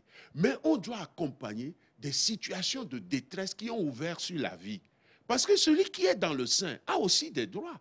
Pourquoi on estime que celui qui vient au monde, qui est en puissance de devenir un adulte, n'a pas de droits? Qui protège cet innocent-là, que tout le monde a le droit de violenter, de manipuler comme si ce n'était pas un jeune homme humain?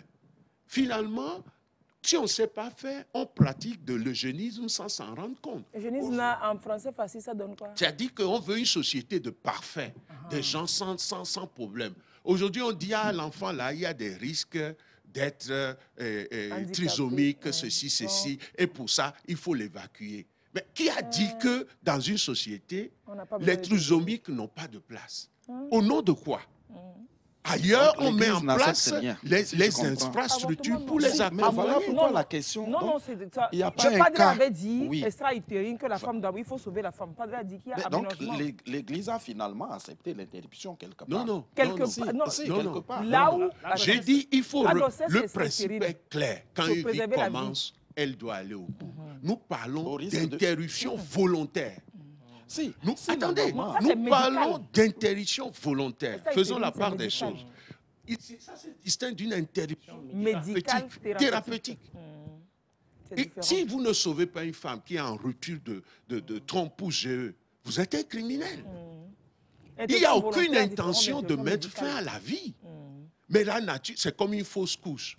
Quand une femme fait une fausse couche et que l'utérus n'est pas évacué, quand on l'amène, on va dire non, on ne fait pas ce qu'on appelle vulgairement le curettage pour vider l'utérus et sauver cette femme. On doit le faire. La nature est telle qu'elle-même crée des situations d'avortement. Mais ici, dès que c'est volontaire, ce n'est pas possible. Qui a le droit de décider de la vie de l'autre? Alors, je vais poser ma question au docteur. Normalement, vous aviez dit, si j'ai cru bien entendre, il y a des moments où cette grossesse menace la vie de la femme. Et là, dans ce cas-là, on interrompt la grossesse. C'est cette question. Oui. Donc, là, ils ont interrompu. Peut-être une grossesse molaire, par exemple. Une grossesse molaire, par exemple, je passe sous le contrôle du docteur. Oui, recadrons. Il y a des grossesses. Normalement, la grossesse devait être dans l'utérus. Il peut arriver que la grossesse soit en dehors de l'utérus. Ce n'est pas une grossesse normale. Lorsqu'on laisse cette grossesse évoluer, c'est que c'est la maman qui va en mourir. C'est ça, nous parlons de grossesse extra-utérine. Donc, on est obligé d'interrompre ou bien de faire le traitement. Ça devient un traitement. De traiter cette femme-là qui souffre de cette grossesse extra-utérine. Le deuxième cas de figure, c'est la grossesse molaire. Ce n'est pas une bonne grossesse. Il n'y a pas d'enfant dedans. Donc, ce n'est pas une grossesse qui va évoluer et devenir un enfant. Un enfant, non. Donc, c'est une grossesse anormale. Il faut interrompre cette grossesse. Et dans tout ça, là, l'Église accepte ça parce que c'est médical. Il y a une autre grossesse qu'on appelle œuf clair. C'est également une grossesse qui n'est pas normale. Donc, une femme qui porte l'œuf clair, il n'y aura pas de bébé. Donc, il faut qu'on interrompe cette grossesse. Il y a des grossesses où il y a bébé, mais qui menacent la vie de la femme. C'est-à-dire qu'il y a la tension qui peut se lever chez cette femme. Cette femme peut se mettre à faire des crises au cours donc, de la grossesse. Et c'est la grossesse qui fait qu'elle fait des crises. Voilà. Donc, dans ce genre de situation, il faut, pour que la maman vive, il faut interrompre la grossesse. Il y a des situations où l'eau qui est sur l'enfant, l'eau peut s'écouler. Ça se vide parce qu'il y a les membranes qui sont rompues. Donc, cette femme-là est exposée à des infections. Et le bébé n'aura pas cette chance-là de grandir pour en être un nouveau-né. Donc, si on laisse cette grossesse, c'est que c'est la maman qui va peut-être perdre sa vie. Donc, ça rentre dans le cadre de l'interruption thérapeutique ou bien interruption médicale de grossesse. Là où le problème se pose, et je reviens sur ça, c'est les cas d'inceste et les cas de viol. Et en ce moment, l'interruption se parle... C'est à l'hôpital qu'on doit le faire. C'est à l'hôpital qu'on doit le faire. Je ne comprends pas. Donc, on parle de la décision, le volontaire et le médical. Le médical, l'intention. Le médical, c'est que c'est le prestataire qui juge que c'est une prescription. C'est le prestataire qui dit que si on n'interrompt pas, la vie de la femme est en danger parce que par rapport à tout cela. L'autre, c'est le qui dit volontairement, je veux interrompre. Il n'y a pas de raison qui attende à sa vie. C'est ça. Tu vois. Maintenant, avec le protocole de Maputo, on parle de la santé. Voilà. Avec le protocole de Maputo, menace la santé. Alors que là-bas, il y a santé économique, santé sociale. Et c'est là-bas que ça peut prêter à confusion, à interprétation. Je vais dire que ma santé économique peut être menacée par une grossesse. Et je vais demander que, comme je n'ai pas l'argent, machin économique, interrompez. C'est là que l'Église n'est pas d'accord. En tout cas, le principe, c'est qu'une vie qui commence, pardon, aucun autre humain n'a le droit de mettre fin à ça. Moi, j'ai rencontré une dame camerounaise à Lausanne. Quand on a fait des tests au SUV à Lausanne, on a dit que l'enfant va porter des malformations. Peut-être elle va me suivre un jour, elle va dire, le père dit vrai. Je vais pas. L'enfant là est né aujourd'hui, un bon joueur de basket. Pourquoi? Parce que soit au moment de l'interprétation, on s'est trompé. Ah donc l'enfant n'avait pas de malformation. L'enfant n'avait rien. Il ne faudrait pas que l'on nous fasse croire que la médecine a tellement évolué qu'il n'y a même pas 0,01% de possibilité d'erreur. Et vous savez ce que la dame là m'a partagé? Elle a dit, Dieu seul sait si le médecin là n'était même pas un raciste qui a vu un couple noir qui vient de faire des enfants chez eux, il a créé ça. Ou bien, moi, je lui ai dit non, ne dis pas ça. Certainement qu'il y a eu erreur. La preuve, vous pouvez faire des examens, échographies, tout ça. L'autre, un médecin spécialiste, il ne va pas découvrir ce qu'il y a. On va vous demander d'aller refaire même l'IRM, d'aller refaire tel examen. Et à un moment donné, c'est un autre médecin qui va dire, ben, tiens, il y a tel problème. On parle comme si c'était de l'automatisme. Non. Qu'est-ce qui est mis en place pour accompagner l'enfant? La nature même est telle que ce que l'organisme ne peut pas porter, à un moment, il rejette. Il rejette. Ça, les scientifiques ne peuvent pas ne pas accepter ça. Mais comment on accompagne? Moi, j'ai vu des femmes qui sont restées au lit 6 mois pour qu'on puisse vraiment faire une césarienne 7e mois pour sauver l'enfant. Parce que c'est l'unique chance qu'il leur reste d'avoir des enfants. Et on a tout mis en place. C'est coûteux, on est d'accord. Mais c'est là où on protège la vie. On aurait pu dire l'enfant là, c'est un enfant en risque et tout ça, risque pour la maman. Et donc, on décide thérapeutiquement de mettre fin. L'Église dit, il ne peut pas y avoir d'automatisme dans ces choses.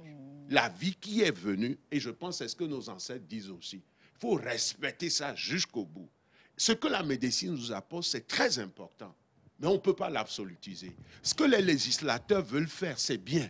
Mais que ça soit holistique. Je serais très heureux qu'une loi passe qui rende le traitement du cancer de la femme au Togo gratuit. Parce que ce traitement-là coûte des millions. Combien de Togolaises peuvent le faire? Combien de femmes qui sont déjà décédées de cancer que moi j'ai enterrées comme prêtre? Si on pose ces problèmes, je suis à l'aise. Avant de poser la question d'interruption volontaire de grossesse, moyens à y mettre, est-ce qu'on a les moyens vraiment pour ça? Quand des gens meurent encore de paludisme chez nous et que la préoccupation de nos parlementaires, c'est IVG. Non, ici, oui, non, ce n'est pas, je ne pense pas que ça soit seulement l'IVG, mais c'est qu'il faut noter que la santé de la reproduction, c'est un ensemble de tout. Voilà. Et l'IVG en question, c'est un aspect. L'autre aspect, c'est les cancers gynécologiques mammaires. Et l'autre aspect aussi, c'est la procréation médicalement assistée. Assistance à la procréation, assistance médicale à la procréation. Parce qu'au même moment qu'on veut peut-être donner ce service ou bien ce privilège à ceux-là qui ont des difficultés à pouvoir avorter de façon sécurisée, c'est comme ça aussi certaines femmes éprouvent des difficultés à avoir des enfants. Et lorsqu'on regarde un peu la loi, elle sert, tout ce qui concerne la procréation médicalement assistée n'est pas cadré. Donc, du coup, il peut arriver qu'il y ait des dérives.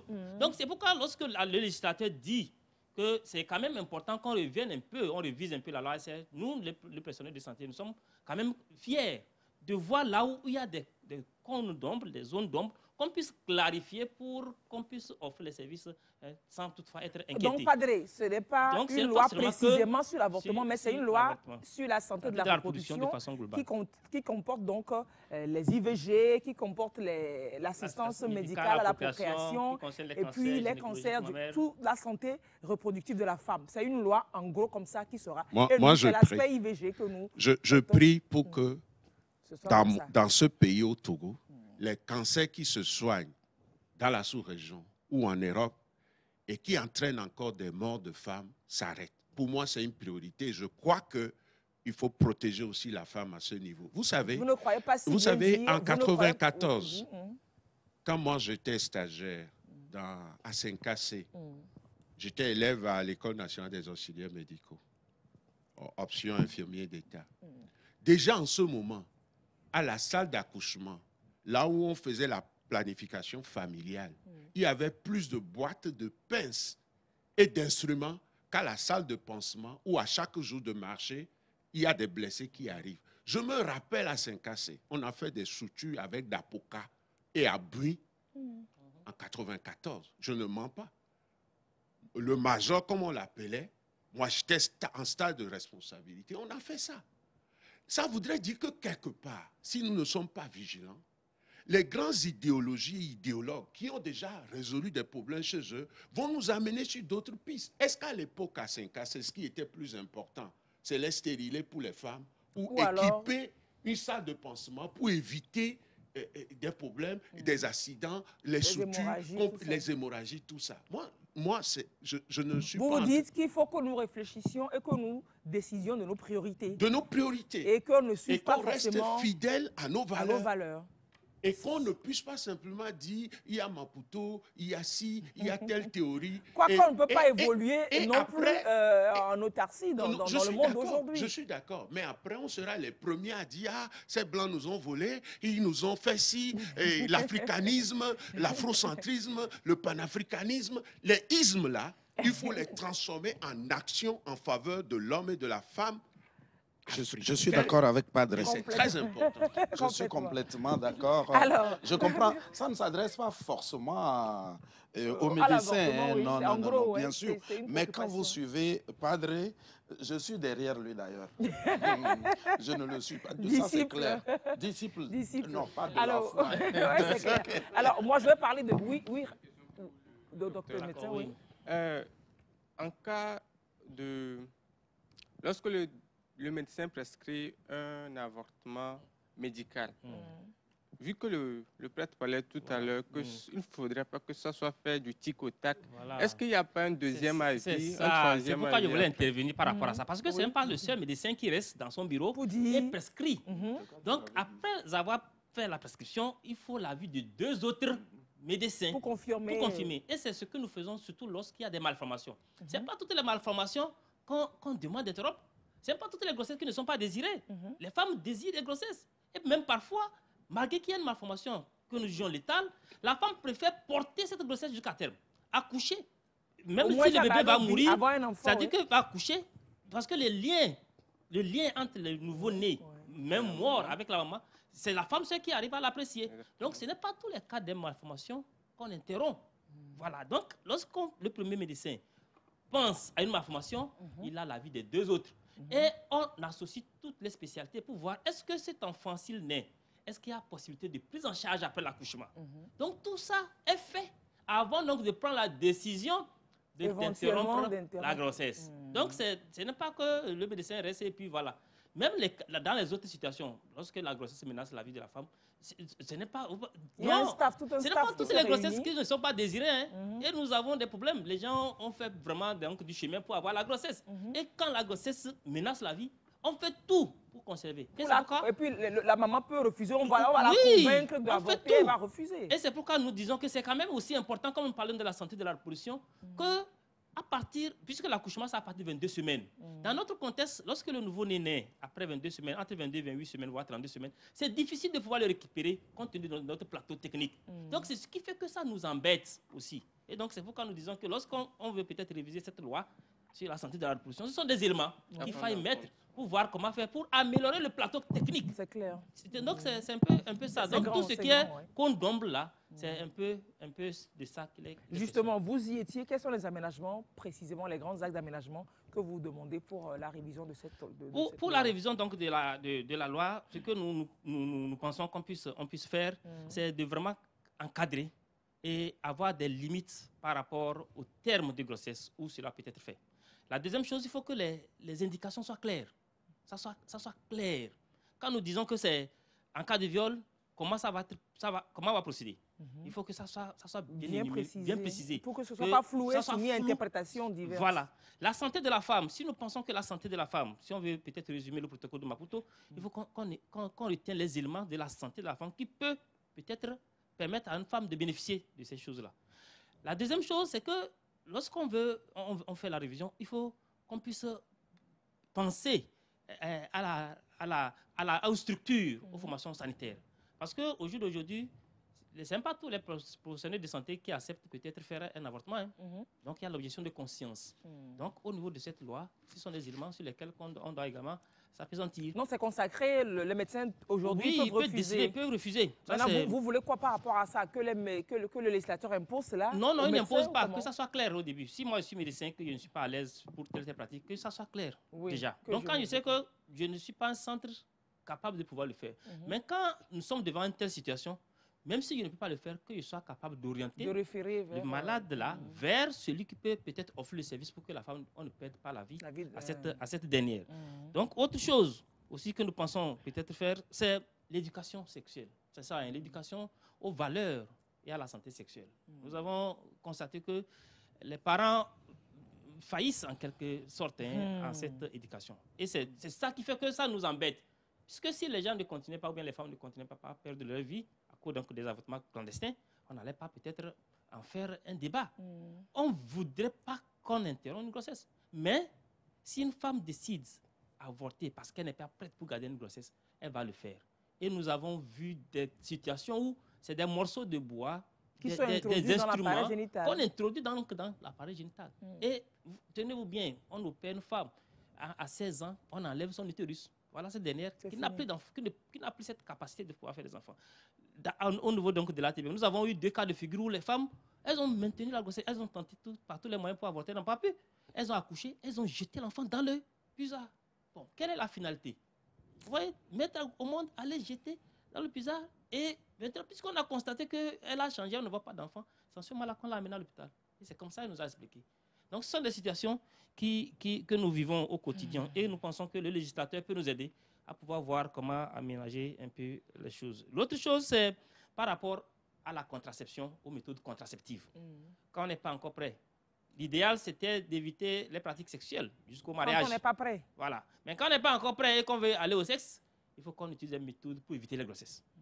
Et cette législation va nous permettre également, comme nous parlons de la santé de la reproduction, ça va nous permettre également de voir dans quelle mesure on peut aider les femmes à pouvoir utiliser les services de contraception. Plus que ça, on a comme l'impression que Non, ce n'est pas ça. Nous sommes à combien de pourcents? Nous sommes autour de 24% comme prévalence contraceptive, comparé à certains pays où ils sont autour de 70%. Non. On ne va pas ouvrir le débat avec Padre parce que l'Église aussi a sa position. Mais c'est que nous sommes dans l'approche santé. Comment faire pour que les femmes ne meurent pas? Est-ce que nous sommes fiers d'enregistrer 401 décès pour 100 000 naissances vivantes? Une grossesse qui devait donner du bonheur à la fin se transforme en drame? Non. Donc toutes les actions sont les bienvenues pour réduire drastiquement le taux de mortalité. Les hémorragies, il y a plusieurs actions qui vont dans ce sens-là.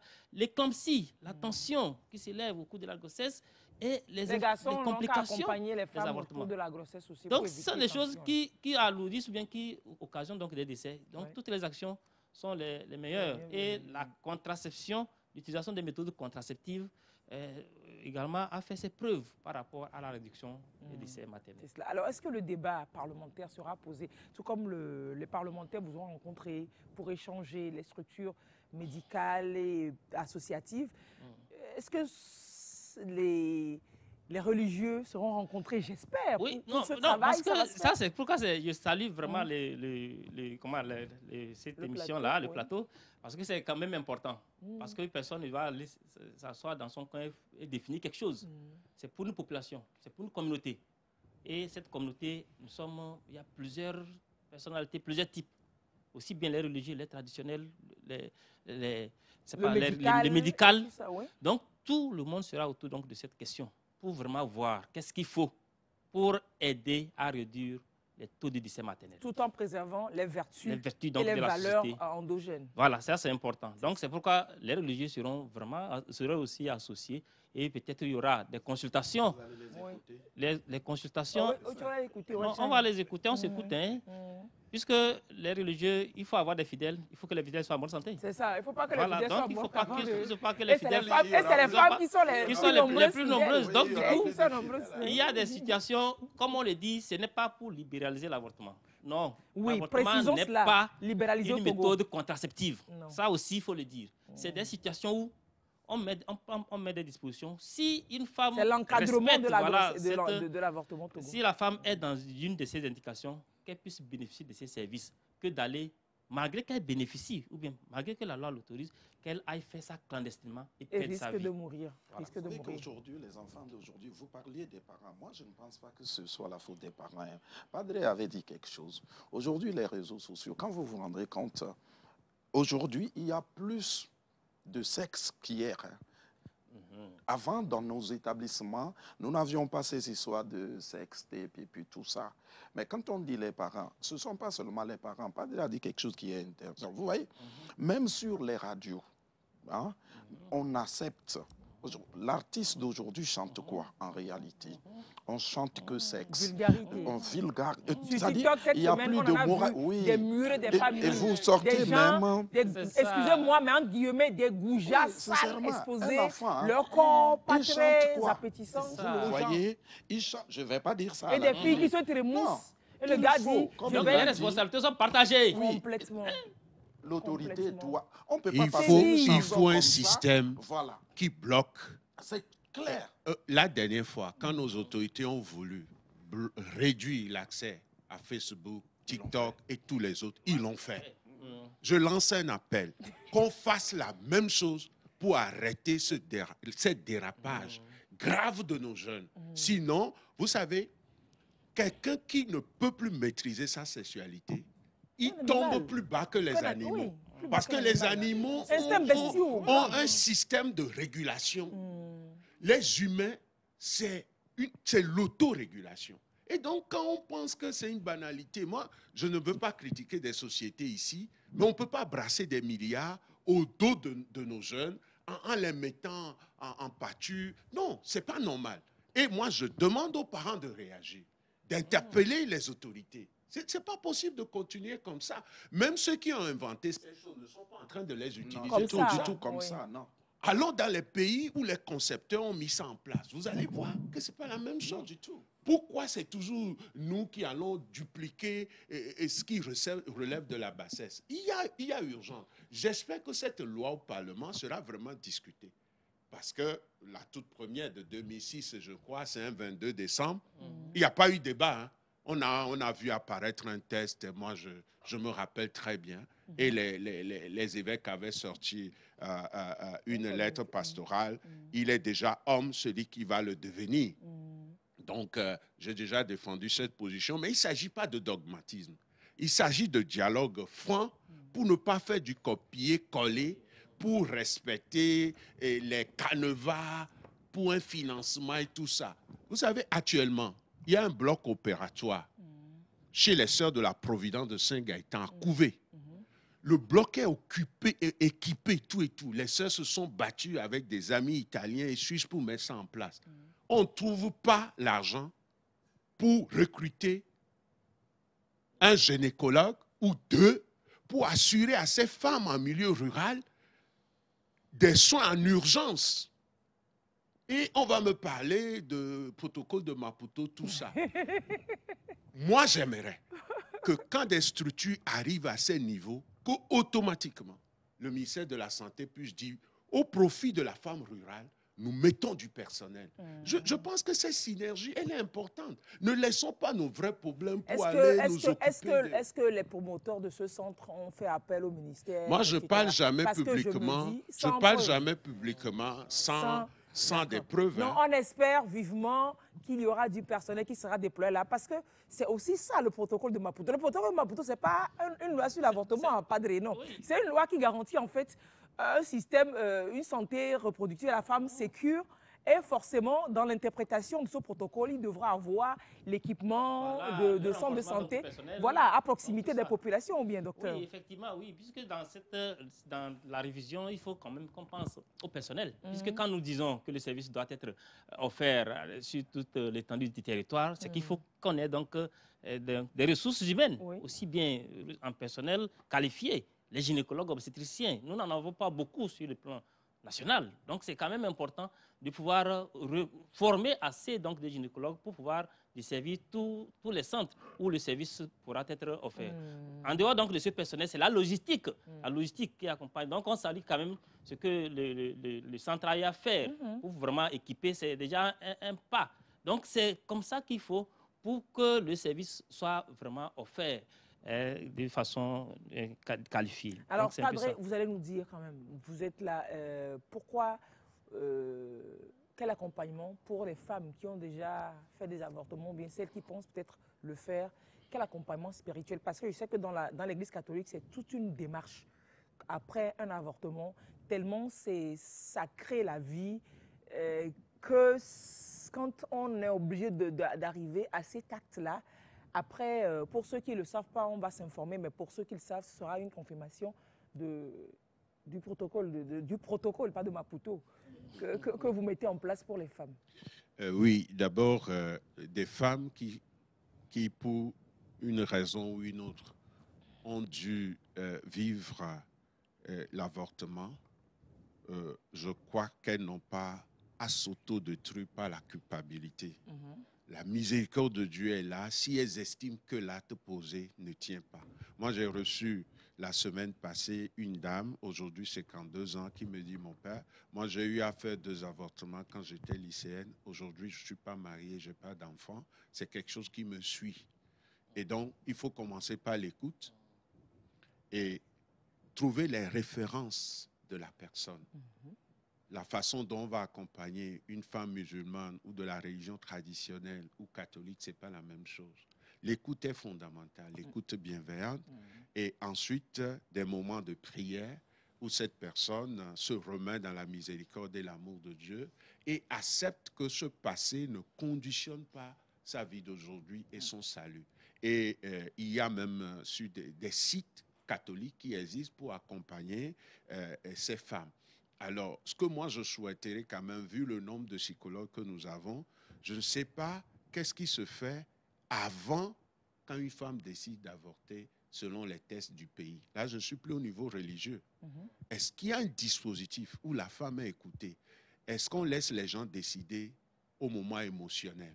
Quand tu es sous le choc, tu n'as pas toute ta faculté pour décider. Est-ce qu'on laisse les personnes vraiment faire un parcours avant d'arriver à la décision?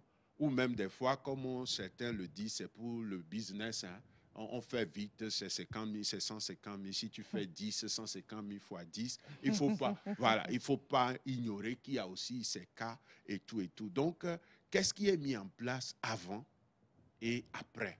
Parce que un jour, il faudrait que des femmes osent témoigner sur le drame qu'ils ont vécu en se rappelant qu'ils ont eu un moment d'avortement dans leur vie. Et il serait important aussi que nous, les hommes en général, et les hommes, les jeunes, nous puissions, que la loi qui va être mise en place puisse mettre des contraintes pour que ces hommes qui font des femmes un jouet, et quand il y a la grossesse, ils disent, écoute,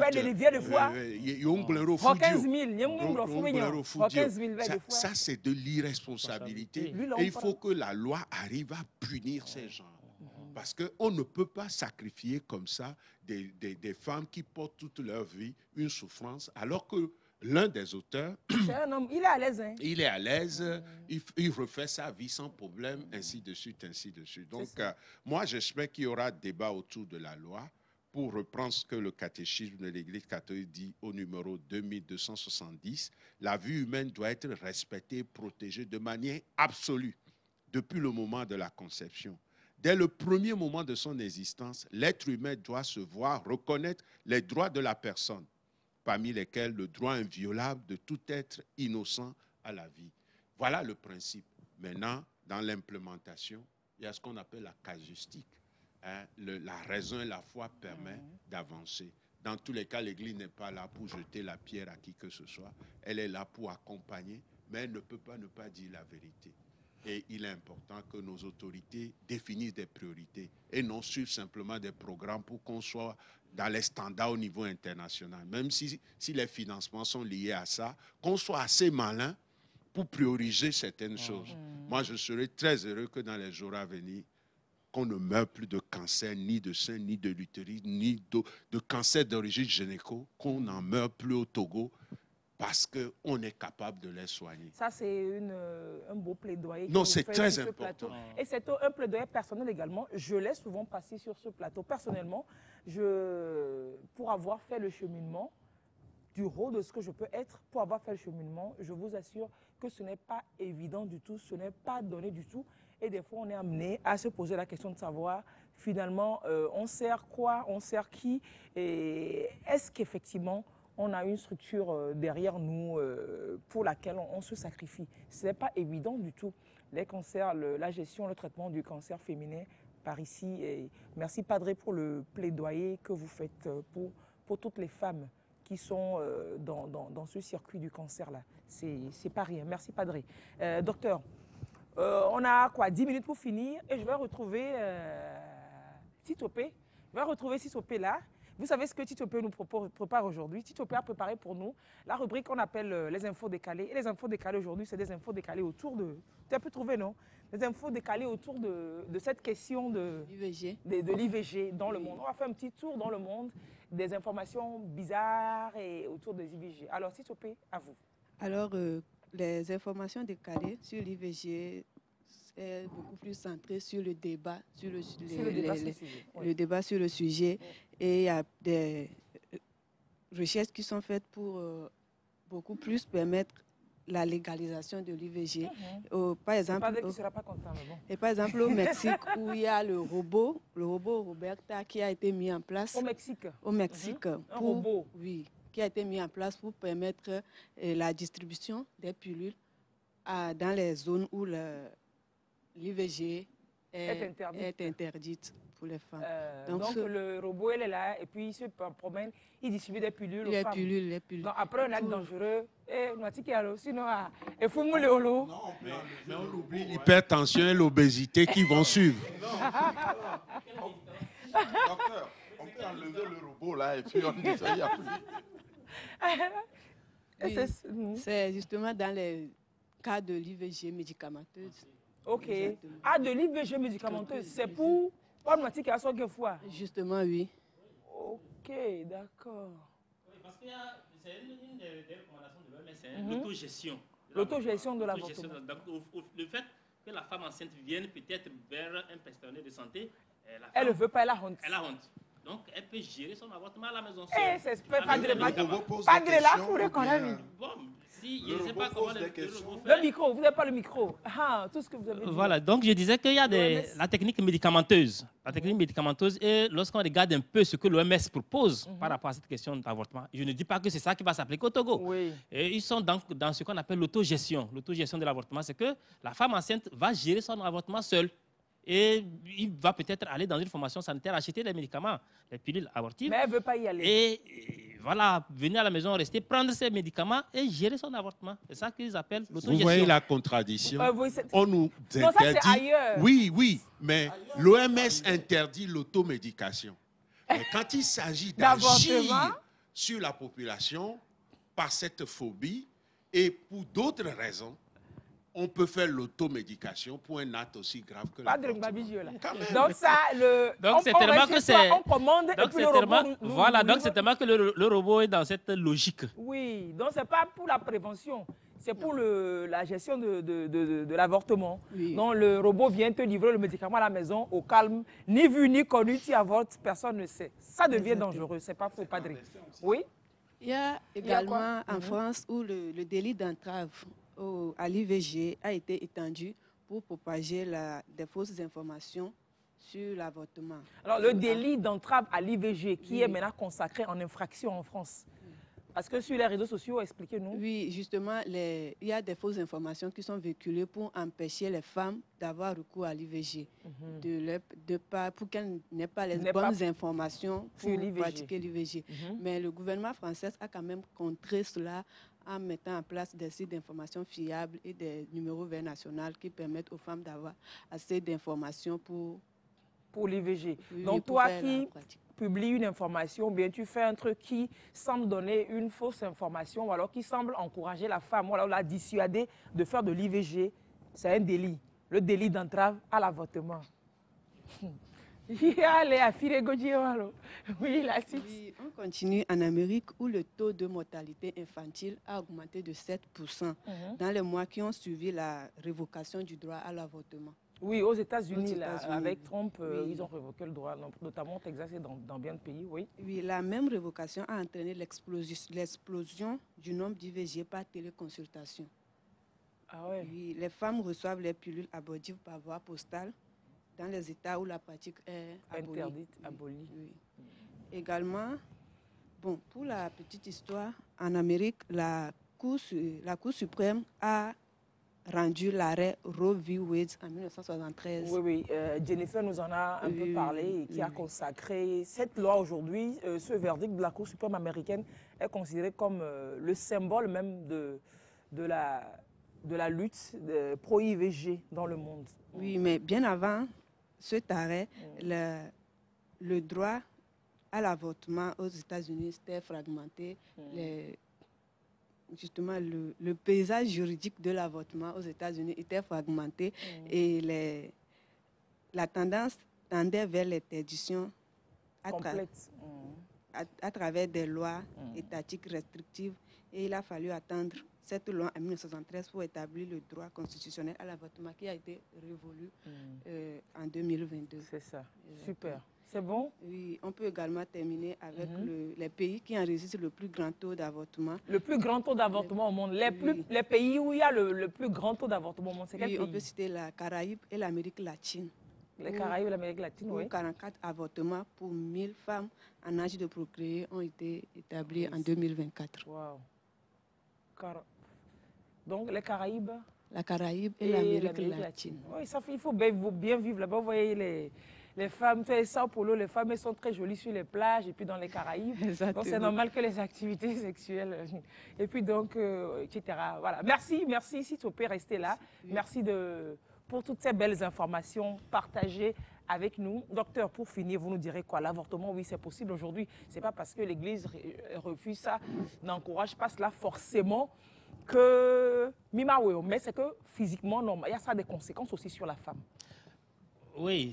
Au-delà du traumatisme, etc., qu'est-ce que vous rencontrez dans l'exercice de vos fonctions et que vous pouvez rattacher, par exemple, à des avortements antérieurs? Oui. En 2 minutes. Oui. Les complications, mais les conséquences sont énormes. Hein. Il faut noter que l'une des complications, des séquelles, c'est l'infertilité, cette incapacité à pouvoir faire des enfants après.